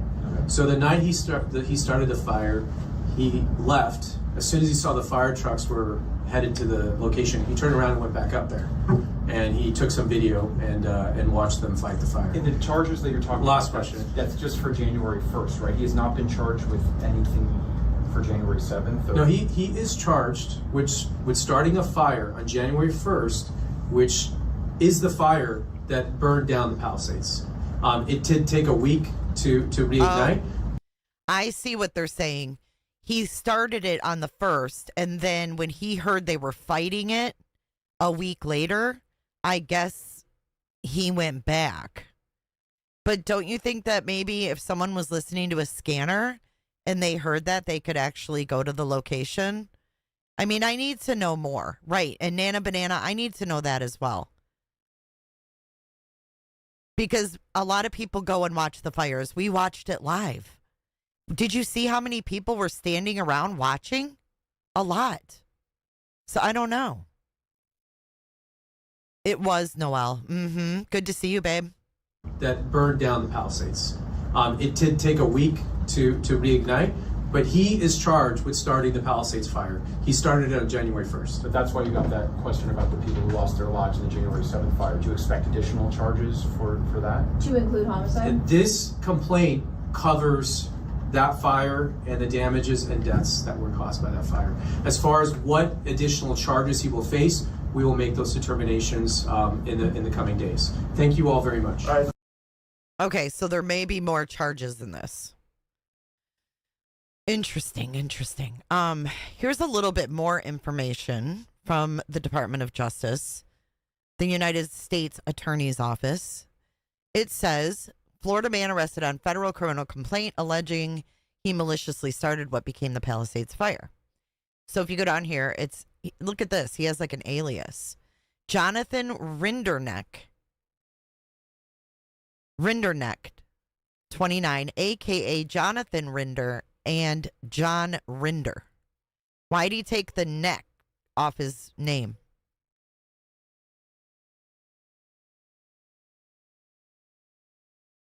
So it says, on the evening of December 31st, Renderneck was working as an Uber driver. Two passengers that he drove at 10:15 and 11:15 told law enforcement they remembered that he appeared agitated and angry. After dropping off a passenger in Pacific Palisades, he drove to Skull Rock Trailhead, parked his car, attempted to contact a former friend, and walked up the trail. He used his iPhone to take videos at a nearby hilltop area and listen to a rap song, to which he had listened to repeatedly in previous days, whose music video included things being lit on fire. So how do we know he didn't just go to the trail to, like, take a video because it's pretty? I don't know. At 12:12 on January 1st, environmental sensing platforms indicated that the Lockman fire had begun. During the next 5 minutes, Rinderneck called 911 several times, but didn't get through because his iPhone was out of cell phone range. So how do we know that he said it and he didn't just see it? When he finally connected with 911, he was at the bottom of the hiking trail and reported the fire. By that point, a nearby resident already had reported the fire to authorities. He then fled in his car, passing fire engines in the opposite direction. He then turned around and followed the fire engines to the scene, driving at a high rate of speed. He walked up the same trail from earlier that night to watch the fire and firefighters. At 1:02, he used his iPhone to take more videos of the scene. His address history is all Utah? Stop. Are you serious? Weird. He didn't know it was going to smold. Yeah. During an interview with law enforcement on January 24th, he lied about where he was when he first saw the Lockman fire. He claimed he was near the bottom of a hiking trail when he first saw the fire and called 911. But geolocation data from his iPhone showed he was standing in a clearing 30 feet from the fire as it rapidly grew. Now, I didn't know they could get that precise with your location. That's pretty wild. If convicted, he would face a mandatory minimum sentence of 5 years in federal prison and a statutory maximum of 20 years in federal prison.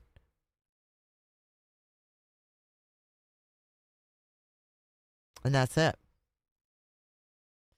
I don't know, man. That's a pretty wild one. And of course, it's federal, so we obviously don't get to watch any proceedings or anything like that, but we can definitely follow those proceedings, if you will.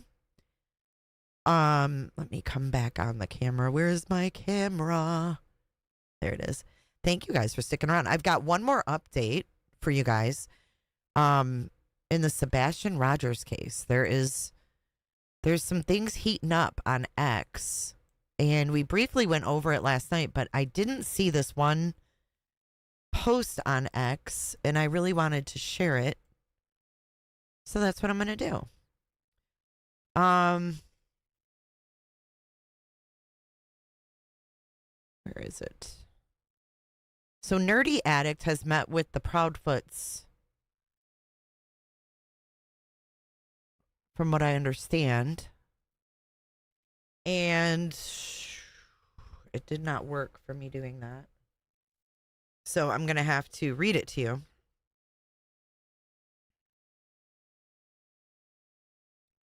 So this is from, let's see, that would be yesterday, 21 hours ago, like October the 8th. Nerdy Addict on X says, Sebastian Rogers only had a handful of saved contacts in his phone. When he disappeared, investigators reviewed his call records and allegedly discovered an outgoing call to a burner phone.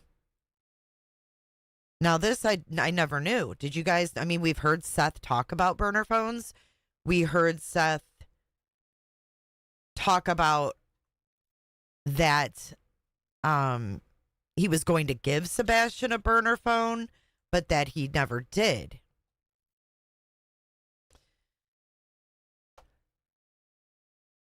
So then it says law enforcement allegedly traced and triangulated that number to the Clarksville area. That's where Seth lives. We did not know this until Nerdy. Right. Hold on, I'm going to pull up Sebastian's flyer because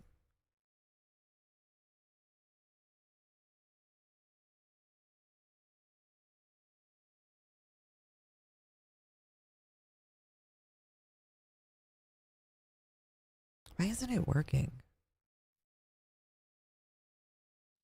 Oh, it smells like toast. I just got like a whiff of toast. No. There it is. Okay, let me fix that. I think it's possible that this kid is out there somewhere. So there's Sebastian, okay? There's a up to a $50,000 reward for Sebastian Rogers. Okay, so I'll start at the beginning. Sebastian Rogers had only a handful of saved contacts in his phone. After he disappeared, investigators reviewed his call records and allegedly discovered an outgoing call to a burner phone. Law enforcement allegedly traced and triangulated that number to the Clarksville area. Long after learning this, our Google Ads campaign displayed irregular activity and analytics anomalies. I can't say that. Anomalies. Analytics anomalies. There we go. Finally got it out. Connected to Clarksville, which was reported to the TBI and ultimately prompted a trip to the area to raise awareness.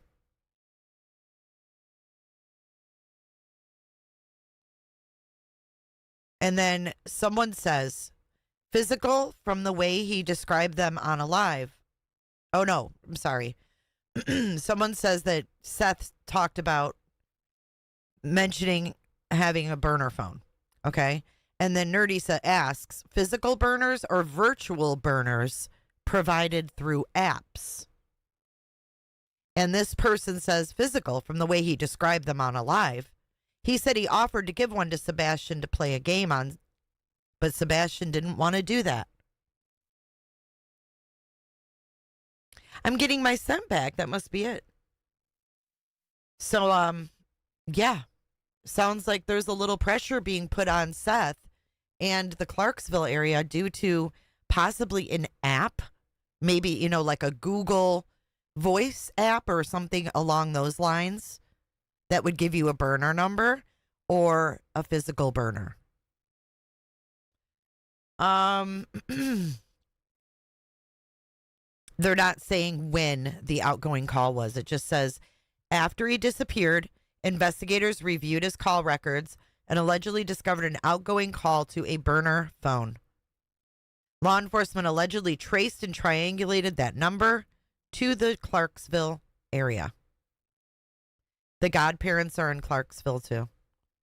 Burner or not, I don't buy it. Butter says. Yeah, they're not giving a date. Seth's neighbor lady and her son abruptly moved back to California the day he went missing. Sebastian knew them. I'm telling you, he's in California with those people.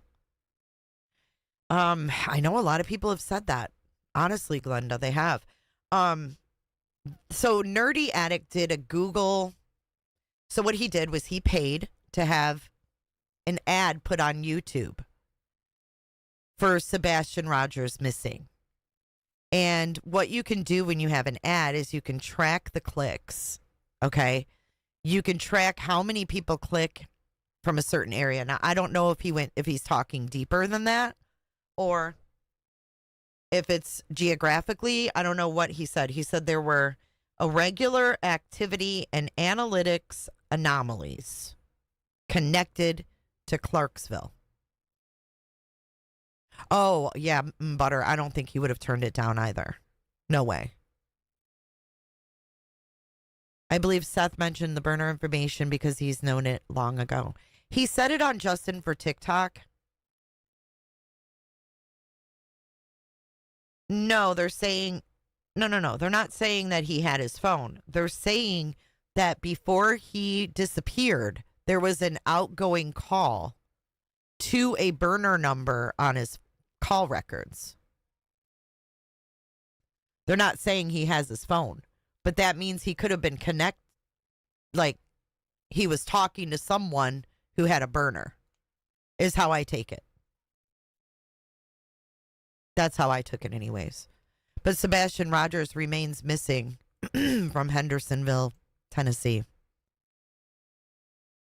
you have any information, 1-800-TBI-FIND or the Sumner County Sheriff's Office at 615-451-3838. Microsoft flagging his account. Yeah, I do remember that too. I think it was Justin on TikTok, if I'm not mistaken, where he talked about the burner phones. Hang on. Let me see if I can find it. I think I made a video on it. Let's see.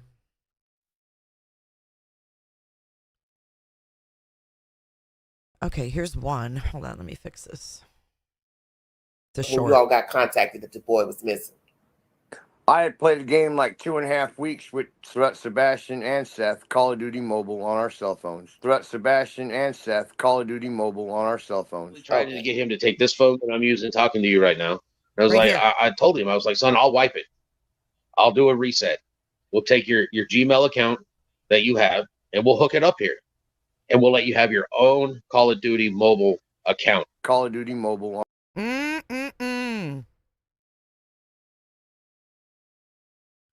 Well, the update from yesterday is just a few more posts. Yeah, I'll play it in a second. Listen to this again. And he said in the last couple weeks. Did you hear Taco? He said in the last couple weeks, I've played with him on the Call of Duty Mobile. Listen. When you all got contacted that the boy was missing. I had played a game like 2.5 weeks with Sebastian. I had played a game like 2.5 weeks with Sebastian. What does that mean? 2.5 weeks. 2.5 weeks when? 2.5 weeks before? 2.5 weeks straight?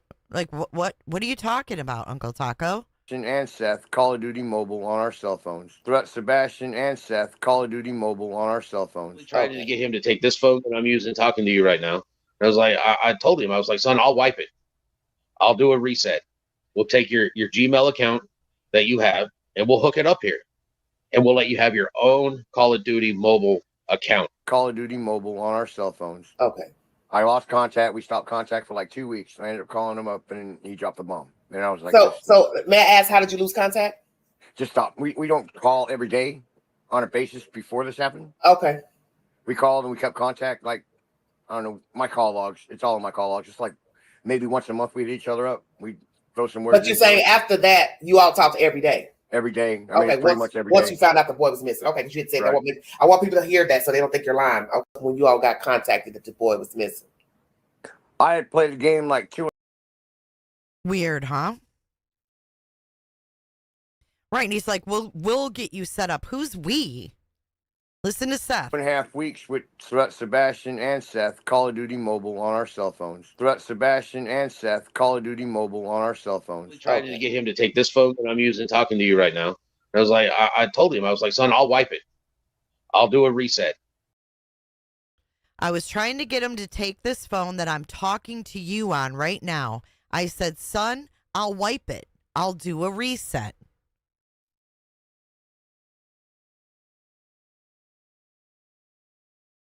We'll take your Gmail account that you have. We'll take your Gmail account. And we'll hook it up here. And we'll hook it up here. What does that even mean? Hook it up. We'll hook it up here. What does that mean? How do you hook up a Gmail account at a location? Like, what? He was going to hide the phone and we'll keep it here, basically.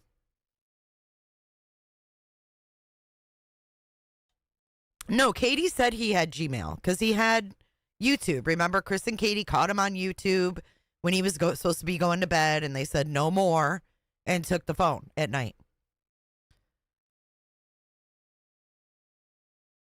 And we'll let you have your own Call of Duty mobile account. Call of Duty Mobile on our cell phones. Okay.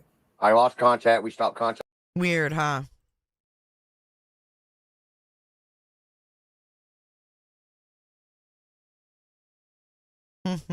Here's another one. This is called Two Phones. Here's one with Tony. I mean, to me, it's more odd they wouldn't have a phone. Correct. You know, he was, speaking of phones, he was so locked down on that phone that he would, when he came to my house, he would literally plug it in and leave it in the kitchen. While it's on my mind, does he have social media, Seth? No, he does not. Oh, okay, good. I can rule. Okay, well, he lied. He lied. That out, or at least we don't think he does. Does he have a cell phone? He does have a cell phone. Where's the cell phone? At his mom and stepfather's. So he didn't take his cell phone. Seth, is he like every other boy in America glued to his cell phone? Does When he love he his has cell access phone? to it, he loves What do you mean by it. that? When does he have access? When he has access to like YouTube and stuff like that, he is glued to his phone because he likes to watch videos about Minecraft. Yikes, this did not age well. And he likes to watch videos of people playing Minecraft. Okay, you do know that is social media because people can talk to each other on Minecraft. Bing bong. Did you know that? No, I didn't know that. I No, found what I'm out. talking about is the videos. He watches videos of people playing it on YouTube. Does he play it? I think he has it for his Switch at his mom's house, but he The does little- not. Yeah. And he's glued to that all Okay. the time. We need a forensic search of that phone pronto, Seth. Because Oh, she brings up the forensic search, and then we hear this from Nerdy Addict. Shall I read it again, folks? After he disappeared, investigators reviewed his call records and allegedly discovered an outgoing call to a burner phone. Law enforcement allegedly traced and triangulated that number to the Clarksville area. She says, we need a forensic download of that phone pronto, Seth. we need a forensic search of that phone pronto, Seth, because I find it very curious if he went voluntarily that he didn't take the phone with him. Oh. Okay, because it'd be cold.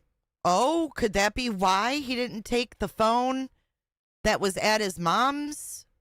Because he had another one? Carl, you're here for it. Because he had another one? I don't like his fucking reaction to this either. Toronto, Seth, because I find it very curious if he went voluntarily that he didn't take the phone with him. Oh, okay. Because it'd be a cold day in HELL that either one of my 16-year-olds would go anywhere. He starts shifting. Lindsay, it's like the chair shift. And remember Chris McDonough? Remember Chris McDonough said, well, what if the father paid someone to take his son? Why is there so many little arrows pointing in that direction, people? He got really uncomfortable. Watch that again. Need a forensic search. Wait, hold on. Which at his mom's house, but he does not. Yeah. And he's glued to that all the time. We need a forensic search of that phone pronto, Seth, because I find it very curious if he went voluntarily that he didn't take the phone with him. Okay? Because it'd be a cold day in HELL that either one of my 16-year-olds would go anywhere without their phone. Did the mom have the phone put away? Could he have taken it with him? Most of the time I've seen the phone plugged in on the counter on the little bar in their kitchen. I mean, at one point in time, you know, it was locked down, so you couldn't play video games on there. And then Katie had complained, and Chris had complained a couple times that instead of going to sleep at night, he'd be up watching YouTube videos. Okay. You know, and it's like, well, it's simple. Put a timer on it. When it's bedtime, no more internet access. Oh, and so essentially what you had is you had one phone that you could connect to the internet, and you had another phone that had cell service, correct? Yes. And without, I know how you go to sleep. How do you go to sleep? I put on a creepypasta and I lay in bed until I pass out. Okay. So for anyone that thought that he had a phone that wasn't taken that had any significance, there's the answer. They took that phone though too. No one gives crap to Seth for not calling Sebastian's phone after he heard he was missing. Oh, this is getting even better. Great job, J.S. for Justice, for putting this compilation together. Did not even ask, did he take his phone? That wasn't part of the conversation. So why isn't the first thing you think to do to call your son's phone? Just going to say that for the 150,000th time. I mean, to me, it's... Clue the 150,000th time. Wow.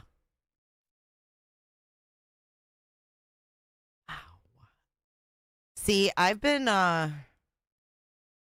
watch this. But did we not talk about this 3 or 4 months ago?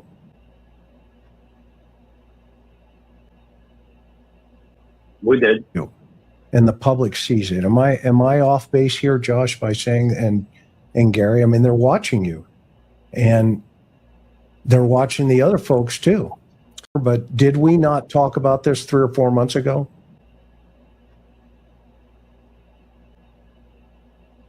We did. And the public sees it. Am I off base here, Josh, by saying, and Gary, I mean, they're watching you. Wow. Oh, here's another one. Now, the last time I spoke to them in person, they were like, well, we're playing the what if game.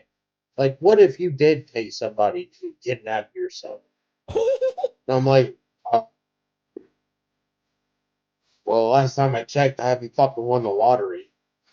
What? All right. And I live paycheck to paycheck to pay my bills. Now, the last time I spoke to them in person, they were like, well, we're playing the what if game. Like, what if you did pay somebody to kidnap your son? And I'm like, well, last time I checked, I haven't fucking won the lottery. All right. And I live paycheck to paycheck to pay my bills. Whoa. Wait, here's another. This one's 20 minutes long. Let's see. Oh my God. Was Seth Rogers at work or not? What's this? Well, I just want to let you know, since the very beginning of all this, Nana. Seth. I just want you to know that. Nana's been Hey, shout out to Nana on this one. Oh, look at there's Jewels of Thought too. By the way, Jewels of Thought reached out to me and apologized for all the things she said about me. I just wanted to let you guys know that. No, I will not change my mind. I told everybody that. I will not change my mind. I will not apologize to anybody if I'm wrong. Where'd you hear that at? But I'm not wrong. Draft. So I'm just going to tell you that. I think it's amazing that there are people that even question Seth. If I have ever seen someone who was innocent, it's got to be him. I don't think he would get into a vehicle with somebody unless he knew them. Where'd you hear that at? It's amazing to me that there's people who think that he has something to do with it. It's just amazing. Y'all just reminded me of my question. Oh, okay. Bringing me to my next question, was Sebastian's mother the last person to see him? Where'd you hear that at? She the last one? Was there someone else that came to the house that night? Or is there some other story? It's amazing to me that there's people who think that he has something to do with it. It's just amazing. What are your thoughts about Sebastian's mom? Do you believe she's the last person to see Sebastian before he disappeared? I'd say yes. I mean, he was at her house. She's the one that put him to bed. She'd be the last person to have seen him. He's lit. His room is on the first floor, right? So his window is accessible from the outside? Where'd you hear that at? It would be, I believe, but I know law enforcement went around the house and stated that none of the windows or screens had been tampered with. It's amazing to me that there's people who think that he has something to do with it. It's just amazing. Y'all just reminded me of my question. Oh my yay. goodness. This Okay, is a go on. big one. This is a big one, Tony. Please clear this one up. I'm sure you can. Another major thing that's going around. My God, I saw Right, it all Tara. in my chat last night. All right, wait for the reaction. Seth went missing on the cameras at work from 3 a.m. till 6 a.m. the night Sebastian went missing. Where'd you hear that at? It was somebody went into Justin's chat. I think it was it last Creeptown, night, y'all? dude. And I think it was last night. Somebody Oh, went to he's Justin's sick. chat and was saying that Terry Lynn said it, which I talked to Terry Lynn and I've never heard Terry Lynn say that. No, that's baloney. He didn't yeah. disappear from work. He was at work the whole time. Oh, okay. Well, let's talk about. I asked Terry Lynn about that, and Terry Lynn, she wouldn't say that. And here we have a text between myself and Terrell Lynn's Terrell Lynn. Okay? We're going to show what Terrell Lynn told Jay is for Justice. And then we'll get back to our video. Okay? This is what Terry Lynn told Jay is for Justice. And it's not allegedly, in my opinion, this is what she told me. Back in June. I just want to run this by you. I have a 2-hour absence where he's not on camera. If you get the chance, just holler at me. I will always have your back because I know the truth. Plus, I respect the fuck out of you. I will not be defending Seth Rogers any longer. I can't and won't because I don't believe any of them. If I spill, I believe everyone will know why they're not cleared. Love you, Jay, and I do respect the fuck out of you. Holler at me if you want, and I'll tell you. It makes sense now. So I'm not taking the bait. I'm thinking, damn, I'm being baited. She wants me to put out there that Seth hasn't been on the camera between 3 and 5. Oh, yeah, the love bombing is real. The love bombing is real.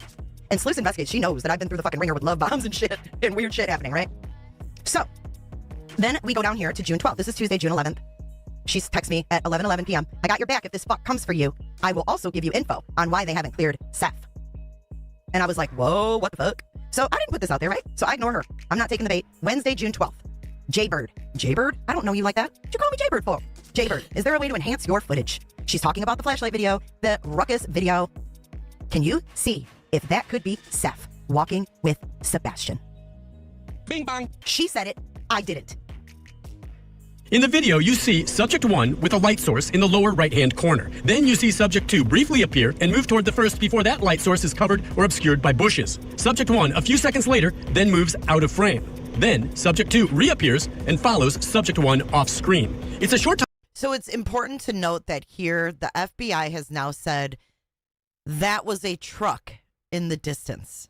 Okay? That's what they said. That the flashlights were a truck in the distance. Keep that in the back of your mind now. time later, and it's very vague, but then you see one of the subjects moving quickly back through the common area, and that is it. I know, there's not much to see here. You certainly cannot identify anyone, but those close to the investigation tell me the mere fact that there is now evidence that someone is in the area around Sebastian's home is significant. It doesn't stop here. Next page. Wednesday, June 12th. I'm still not taking the bait. I never respond to these. I want you to pay attention. I don't respond. I'm not about this kind of shit. I didn't want to share texts. I don't do that. But this is fucked up. So I respond, I say, no, it's too dark. It's just the two lights. She says, damn, we gotta talk. That could maybe be two men. From 3 to 5, there's lost hours. The next day, that was at June 12th at 11:24. Yeah, that's why you were focused. I was focused on the track. Yes. So this is Tara Lynn. So then the next day on June 13th at 4:47, Jay, when I say 3 to 5, that's Seth missing. Like, she's really trying to pound it in my head that she's talking about Seth not being on camera from 3 to 5 a.m. at work. Then she says, what I said on my live yesterday, I meant. I will god dang stand beside you and dare a bitch. I also believe if you look at the light video, I see the ponytail, period. She's saying that this is Seth's ponytail. In that ruckus video. Today the bitch, me, is back. I will take my C&D and wipe my ass with it. Love you, and I dare Timu, tiny dick, and fat ass to say a thing about you. Love you, and I mean that. Timu, tiny dick, and fat ass is Seth. FYI. Perlin. This is the integrity of these people that claim to be searching for Sebastian Rogers. Also, I have one of ex of CP's, Stephanie. Let me know if you want to cover it, or maybe together. CP's ex-wife, Stephanie. Then we have Stephanie the dog handler. What? What? Here we go. Jaybird again. Jaybird, we thought it was a bun, it's a ponytail. I know I sound crazy, but when, in my opinion, your alibi is shot because you're missing from 3 to 5 a.m. on camera, where the fuck was he? I have more info. What do you guys think of that? June 13th. This lady was feeding me that Seth was not seen on camera at the jail between 3 and 5 p.m. rather. Why is she throwing all this stuff at you and not sharing it on her own channel or giving it to someone else? Was this part of the takedown, Jay? Was this for TikTok, Tony? And you can bet your ass that these are being sent to the TBI. Because she's straight up telling me that the father of Sebastian is missing from camera. She's got more info, and she thinks that Seth is in the ponytail in the video. What you are witnessing is real. The participants are not actors. I want you to see, Terry Lynn, I want you to see this. Okay, Terry Lynn is in my chat, Yolanda, and I haven't said one thing is or isn't the case. So apparently, Terry Lynn, apparently Jay has some text messages, and she's claiming they are from you, and that you said that, or she's claiming the text messages are from you that say Seth slept in his truck for 2 or 3 hours. So I don't know. So show the proof. So Terry Lynn said he was asleep. So Seth was asleep in his truck at work?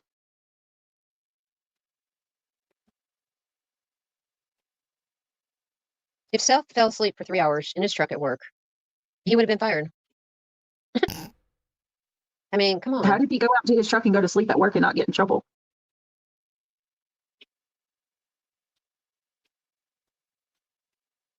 How'd you find that out, Terry Lynn? She said, I done said this 5 times. Okay, that's very fucking uncomfortable. Even Brittany J was uncomfortable. She said, okay, that's very uncomfortable. I said this 5 times.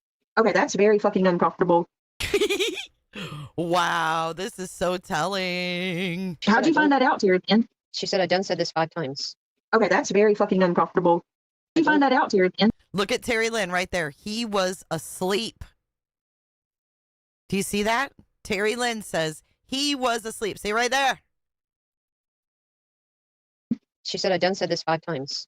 Okay, that's very fucking uncomfortable. La la la la la. You don't hold account.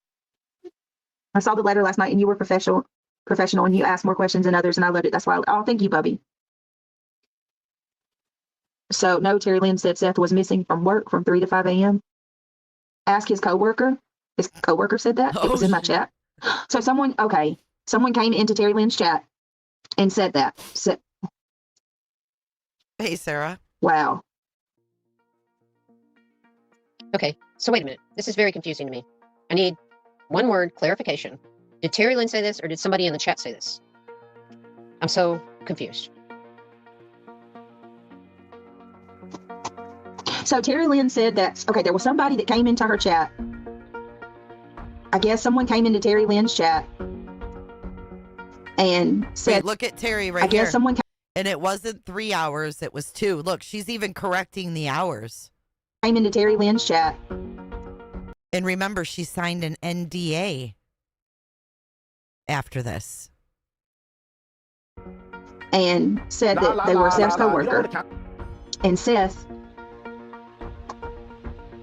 went to sleep in his truck for 2 hours. Okay, so anybody can be a troll and come in there and say that.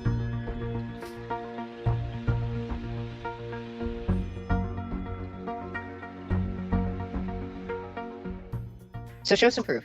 I mean, that's crazy. Anybody in chat can come in and say anything. I could go into chat and say, Seth was in his truck for 3 hours. I saw him. I'm his coworker. I'm one of those people. Show me the proof. An alleged coworker. Okay, I'm done. I heard it. I heard the truth.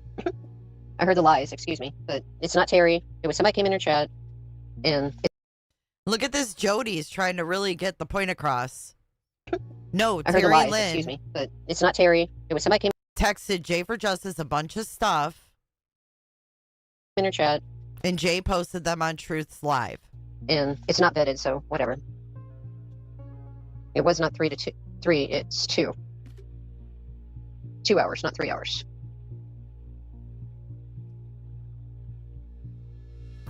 It doesn't matter.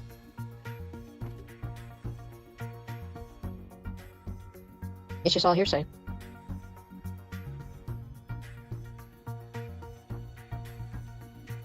Let me ask you this. Did you vet that person? Was that really his coworker?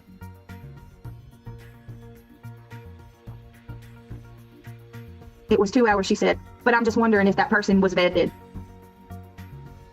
Ben said, I'm just going to say I got my hair cut today and it's totally hot now. I'm saying, got nothing on me. You know who they are, so you know that it is a, so it's legit. Is that what you're saying?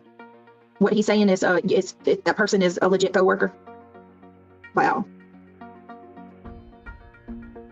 So if he went missing off, okay, let me ask you guys. If he went missing for 2 hours, would that be enough time to do what he needed to do and be back at work?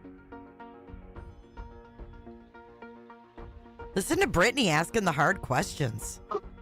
I'd say hell no. He'd have to run his ass off. Yeah, I'm not here. I'm not into this. It's just, All right, you know what? We're gonna, I'm going to deep dive this. I'm going to deep dive this, right, y'all. You have to go back to the facts. Yep, I'm deep diving this tomorrow night. I'm going to tell you that now. I'm looking into, we're going to look into a lot. We're going to look at some stuff tomorrow night because Terry Lynn says from his home. What does that mean? Wait, what? Terry Lynn put out the message here. He went missing where? Look at Romo. Terry. Jay is out of control.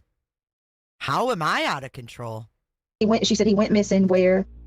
From his home.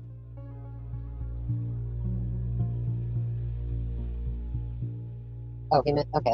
She's a part of Yeah. Yeah, I don't, if Seth did go out to his truck and fall asleep, even if Seth left for 2 hours, I don't know that it takes, doesn't it take like an hour and a half to get to Hendersonville from Seth's? No. And who was taking care of him? His mom. His mom was. The fact is that Katie was the last one to see her child. Yeah, we're going to dig into that tomorrow night. We're going to talk more about it.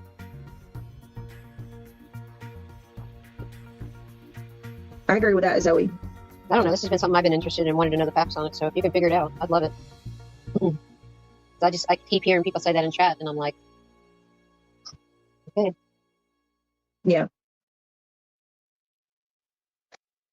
All right. It's 3:13. I'm going to bed. I love you. Yeah, I'm going to end it here, guys. But I appreciate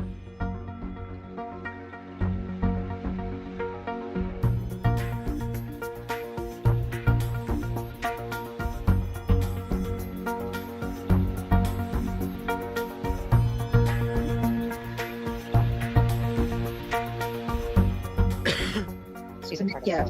Yeah, I don't, if Seth did go out to his truck and fall asleep, even if Seth left for 2 hours, I don't know that it takes, doesn't it take like an hour and a half to get to Hendersonville from Seth's? Here we have the Davidson County Male Correctional Facility.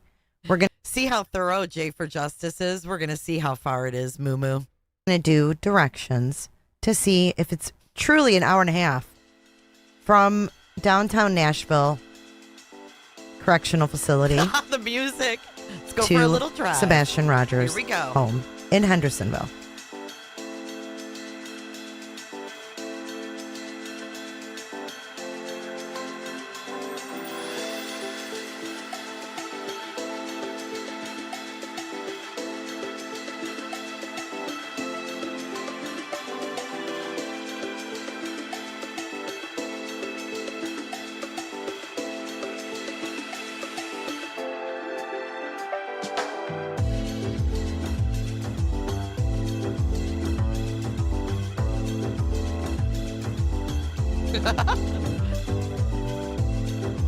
So stupid.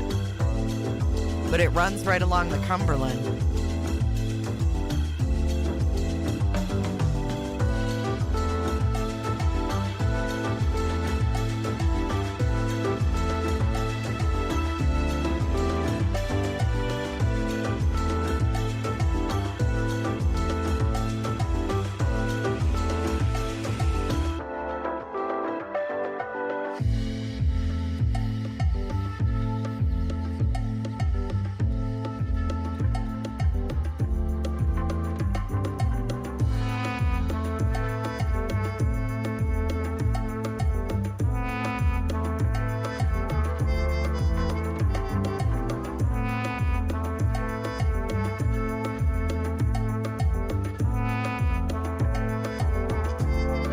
Back to Nashville. I'm so stupid, guys. Amy, you love it?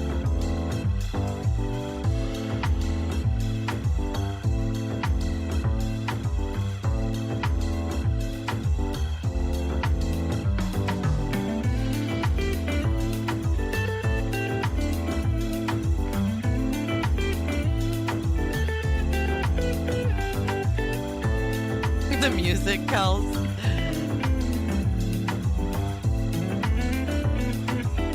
I think at that time it was less than 30 minutes. At that time in the morning.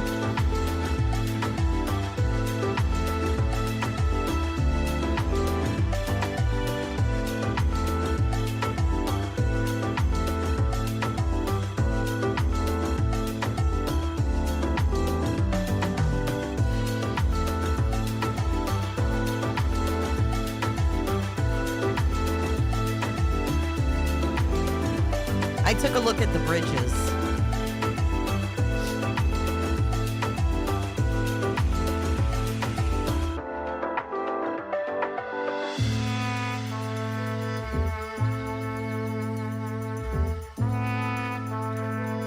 Cal.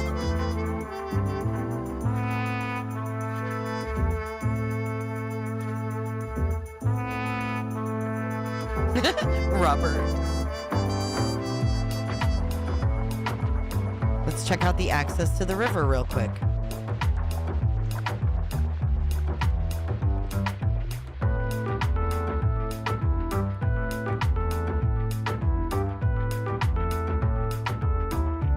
Thanks, Mullins girl.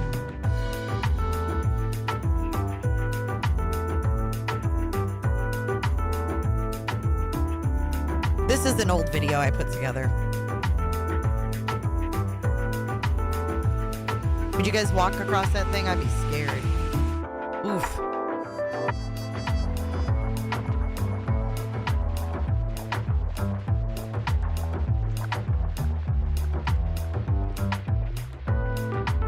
That's what I wonder, Crimes. Can we stop at McDonald's? If we have time.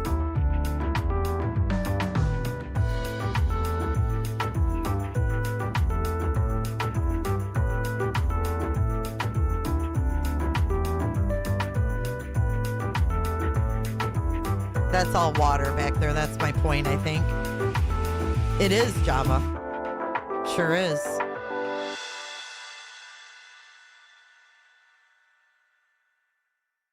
And back to the jail. Oh, wow. So I just noticed there's this cool little function on... Oh, this is where I put the time in. Listen. In Google, you can put the date that you want to check, you know, how long it takes to get somewhere.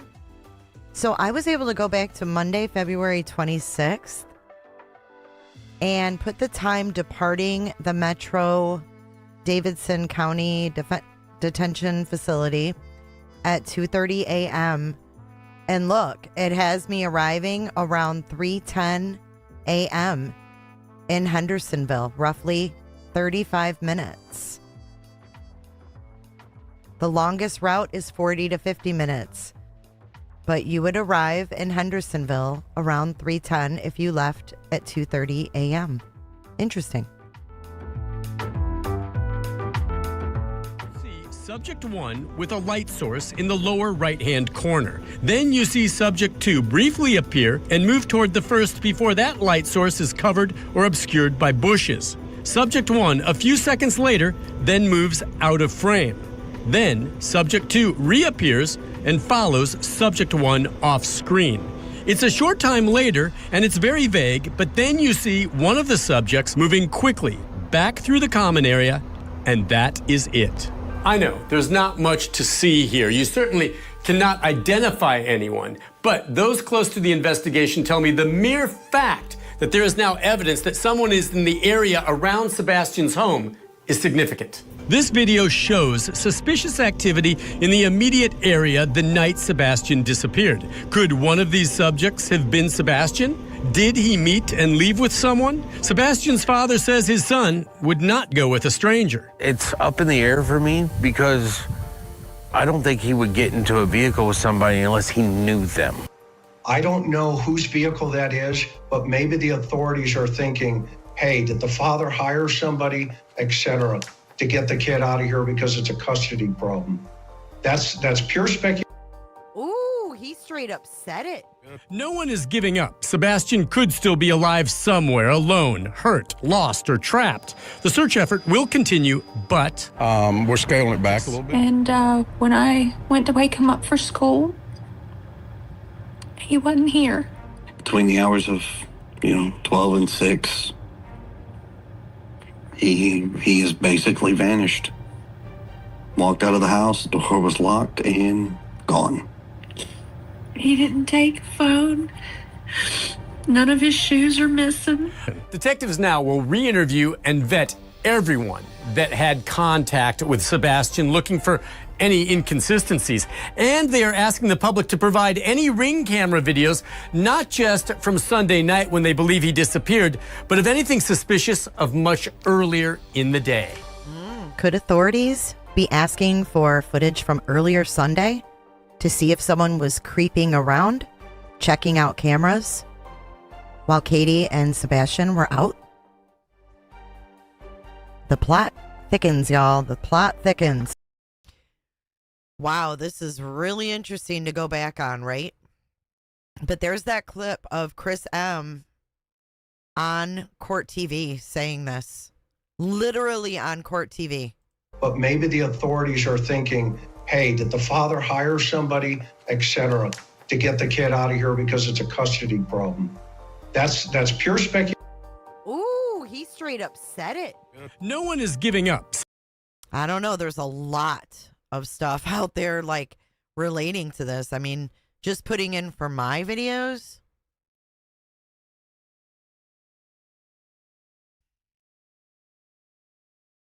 What about this one? What Seth said was he told Sebastian that he was, as soon as school was out, he was coming to his house and that they would deal with whatever he felt was happening. Do you know? Oh, here's more. Here's more with Uncle Taco. This is Mrs. Taco talking. Listen. What Seth said was he told Sebastian that he was, as soon as school was out, he was coming to his house and that they would deal with whatever he felt was happening. Do you know when he had that conversation with Sebastian? We were told it was a Thursday. It was like Thursday prior. Thursday before he went missing is what we were told. Thursday before he went missing. Do you believe that? But do you believe that? I'm not sure. To be honest with you, I'm not really sure what happened. What about the wife? Wife, do you believe it? We caught on to Sebastian's disappearance 2 weeks after his missing. I'm asking the wife, do you believe he told the father that the Thursday beforehand? 2 weeks. Hello, you are live on air. Hi, this is Michelle. Hey, Michelle. Thanks for calling me. You guys didn't know. Okay, so this is Mrs. Taco calling into my show. Oh, Sebastian was missing for 2 weeks? Yeah, we didn't know at all. And Ken, We've seen I something. called to check up on my buddy. I woke up that morning. I figured I needed to call my friend Seth, and I called. We talked for a minute, and then he dropped a bomb on me, and it was like my world flipped upside down. Exactly 2 weeks ago, we were just learning about the disappearance of Sebastian Rogers from Sumner County. Today, the search continues. The case, though, we know is now a criminal investigation. I'm hoping he's still alive. You know, that's my main hope right now, is that he's not deceased. I mean, I keep praying that he's alive. Sebastian was something special to us. Like, we just, every time he came around, it was Uncle Taco, Uncle Taco, Uncle Taco. It was just, yeah, he had the biggest smile. He was so happy. Right, Potato. But I'm really concerned that he wouldn't let you guys know for that long. Were you upset? Were you confused? Yeah, we didn't understand either, but I think he was just so focused on trying to get, you know, where's my son? Where's my son? Because when he finally, my husband finally thought Seth broke. Like, immediately, he broke. And maybe he was afraid that if he called right away that he would break. Well, Seth was literally on his way to come get me. Yeah, Seth was coming to get my husband. Seth was on his way to come get me. Seth was literally on his way to come get me. Did you hear that? Break. Well, Seth was literally on his way to come get me. Yeah. Seth was coming to get my husband. Yeah, I mean, you would just think like he would maybe call in the troops, you know, to search. Well, maybe, I don't know why he hesitated. He had a lot on his plate. And, you know, it doesn't really matter if it took him 2 weeks to let me know. Yeah. Eventually, I would have found out. You know what I'm saying? No. I just had just listened to that, and I was like, wow, that's a long time. That had to be shocking. And it's pretty interesting that they called in while I was reviewing the Vault's video with them. Because, see, I have the Vault video paused. I'm only halfway through the Vault's review. And they wanted to call in. I mean, it is very shocking. And I'm kind of like, I really don't want to be mad when I do show up because I'm very, I don't know, I kind of raise the roof when I show up. You know what I'm saying? I'm not trying to boast myself, but a lot of people get intimidated by my presence. I don't understand it.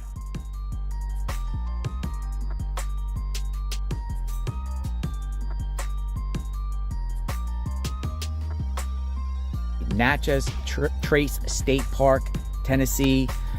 In front of me here, I have Seth Rogers, the father of missing 15-year-old Sebastian Wayne Drake Rogers. Sebastian, 15 years old, has been missing since February.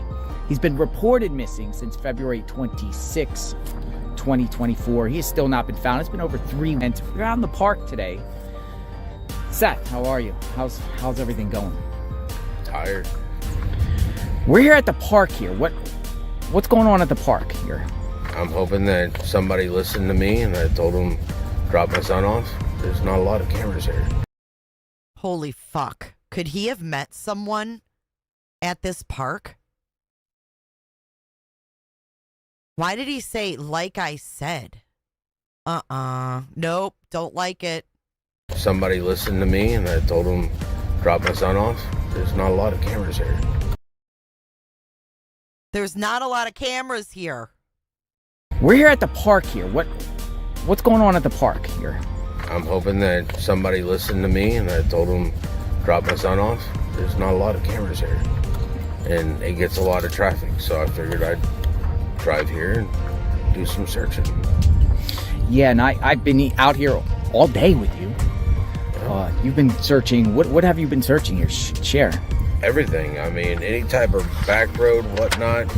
I've been through. He knew where all the cameras were in the neighborhood, and he knows there's not a lot of cameras at this park. Stop it. That is so much leakage, you guys. So much leakage. The fire tower, we went through there. We've been down to by the lake. We've been through all the campgrounds. We've gone through almost every one of the lodges. We went through the shop that doesn't open till spring. We've been through every abandoned building we come across. Everything. Just trying to find him. All looking for him. So this location here is between Memphis and Hendersonville. Sebastian was reported missing at his around his step-parents' home in Hendersonville. Why here, though? Well, that one child, he was autistic. In 13 days, he walked 200 miles. 13 days, we're talking about, we're twice that now. So it could be 400 miles from here.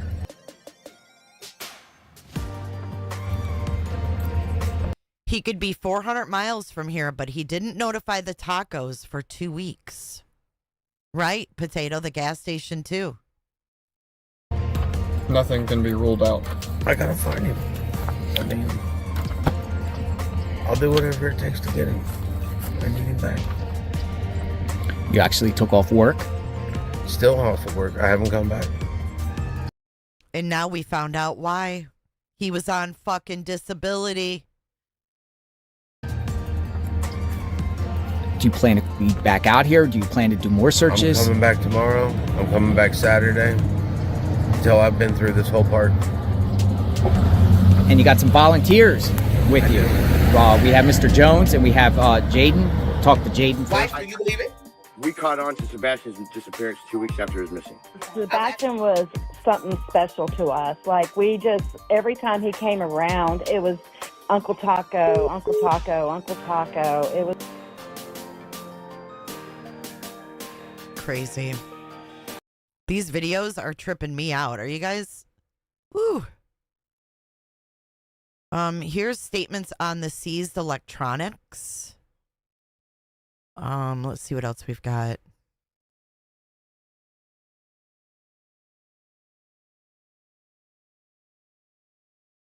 Oh, let's listen to this. They have that footage. Not that they showed. Oh, this is the freaking walkie-talkie sound. Listen. They have that footage. Not that they showed me, because I didn't ask for it. Texas Roadhouse. Do they have that footage? Not that they showed me, because I didn't ask. Texas Roadhouse. Do they have that footage? Footage.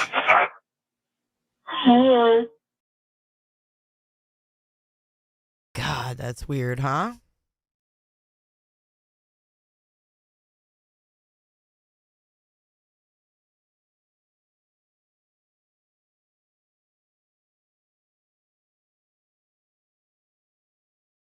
All right, let's watch this other one that I found. On the GoFundMe and seized electronics. On me. Chris, Katie spoke with me, and we agreed not to do a GoFundMe for finding Sebastian Rogers. And my sister asked if she could start a GoFundMe just for me to help pay my bills while I'm looking for Sebastian. After Chris lost his cool, I couldn't stay there after Wednesday. Lost his cool how? I never heard this.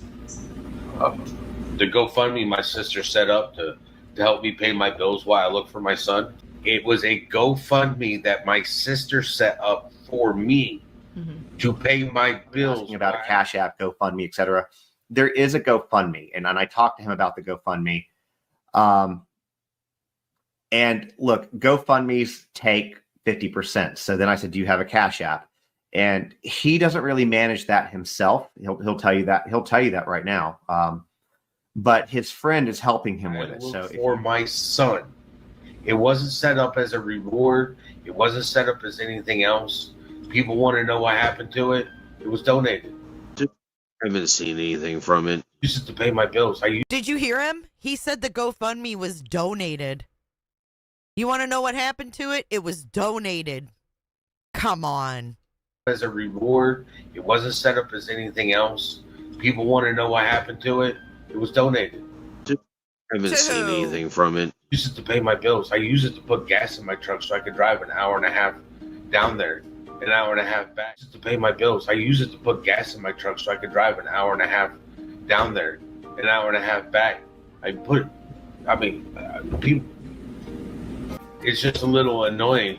If there were GoFundMe had been put up for a reward, yes, it would have been used as a reward.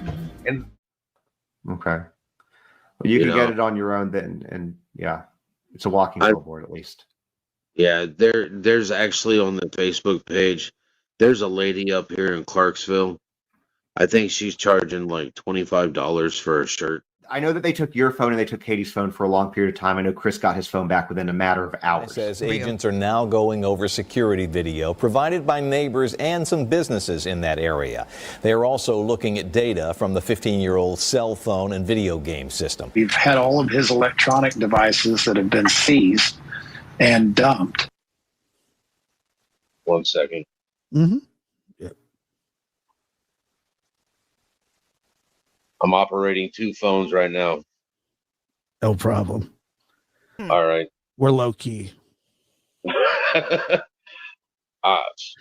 got my phone that I use, and then I have another one that I use at home. Okay. Yeah, got you. Got you. You know, the fact is I'm looking for my son. He's not here. Y'all took my electronics. What more do you want? Do they need my bank records? Because knowing him and his curiosity, he might be there. Is he saying banca records because they said, hey, Seffi, let's play the what if game. What if you paid someone to take your kid? What do they need, my banca records? This is weird. He's got 2 phones. Oh, yeah. They need my bank records. Because knowing him and his curiosity, he might be there.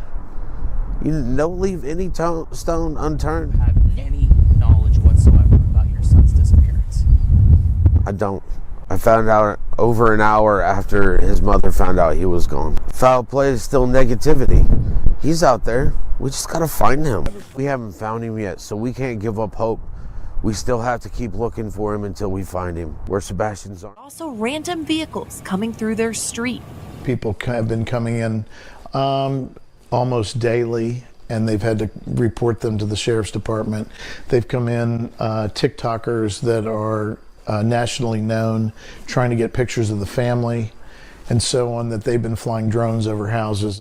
If we get permission from families to go and search your properties or anything like that, we'll go out and we'll look. They said today that they were going to be searching in an area. You know, we took that into consideration and we avoided that area completely. You met with the biological father and mother this past week. Is that at their request, your request? Is that just re-interviewing them again? That was at the request of law enforcement. It's not uncommon to talk to the family in investigations like this. It gives me hope that my son's case isn't going to become a cold case. Seth says that Seth tells me the FBI offering a $50,000 reward is great, but wants more from local law enforcement. I wish that there was agencies that were emotionally invested to do their job. Seth has hired a private investigator to continue looking for his son. I will not fail my son. That $50,000 reward is enough for someone to come forward with information. I don't know what's going on, and I'm on a tilt-a-whirl. It's a 15-year-old missing child. He's my son. The Sumner County Sheriff's Office told Fox 17 News, quote, no evidence at this time indicating criminal activity is involved, end quote. Seth tells me the FBI offering a $50,000 reward is great, but wants more from local law enforcement. I wish that there was agencies that were emotionally invested to do their job. Let me put it to you like this. If my kid was missing, this is the team I'd want on it. I wish that there was agencies that were emotionally invested to do their job. Seth says that I don't know what's going on, and I'm on a tilt-a-whirl. Caution there are some social media elements out there who purport to have information that is direct from the investigation. I just want to reiterate that that is not the case. Some of the information that is being provided on some of the social media channels is inaccurate, incomplete. We don't want this to damage the investigation. So here's one more. This one says, did someone clock Seth into work early? Seth says I've been at work I've been clocked in since before 7, but I've been at work in the parking garage since about 6 o'clock the night before. And I told him they can call and verify where I've been at. On where I'd been, I told him I've been at work since I've been clocked in since before 7, but I've been at work in the parking garage since about 6 o'clock the night before. And I told him they can call and verify where I've been. What more do you want from me? I was at work. Thank you for 5 months, Tilt-A-Whirl. Thank you so much. Video camera from 6 p.m. till after 7 a.m. the next morning. You know, my son should be with me right now. And, you know, if the video evidence, the phone data, and whatever else they may need isn't enough, then we'd simply like us to tell them, you know, why is it that he hasn't been cleared? Where were you when you found out that Sebastian was missing? And who called you? What was that conversation like? And then sort of what happened next there? Seth says it's Made it out to the parking garage. When I got in my vehicle, I saw I had a missed call and a text message. Christopher Proudfoot. Text message was a 911, so I called immediately, and he's the one that told me that Sebastian was missing. And how much detail did he give you about what happened, and how would you describe that moment, that call? Wasn't much detail except for he said Katie woke up, Sebastian's missing. So I left the parking garage and headed straight to her house. And how far are you from the house? About 45 minutes from downtown correction center to their house in Henderson, Sumner County. Okay, now we know it's not 45 minutes. Why is he putting more time on there? It's not 45 minutes. Jay, do you remember when he gave interview, he said he knew where all the cameras in the neighborhood. He also knew there weren't many cameras at Natchez State Trace Park or whatever it's called. Oops. Okay, so now you respond. You're on that 45-minute ride there. Okay, so Vinny's like, you're on the 45-minute ride there. Thank you. Evelyn P., thank you for 17 months. He's so shifty. He is a bit shifty. But then again, if he thinks they're looking at him, I mean, I'm playing devil's advocate here. If he thinks that they're looking at him, could he be nervous? You know? I mean, I don't know. What do you guys think? Benefit of the doubt or not? Too much adding up? Are you talking to anyone, or are you just pedal to the metal trying to get there? Nah, I'm trying not to get a speeding ticket. I get that, but I mean, are you just focused on getting there, or are you calling his mom to get more details? No, I'm just focusing on traffic to get there as fast as possible. Did I form an opinion? Yeah, I formed an opinion. This stuff is pretty telling. I'm glad that we revisited that, you guys. Here again is Sebastian's flyer.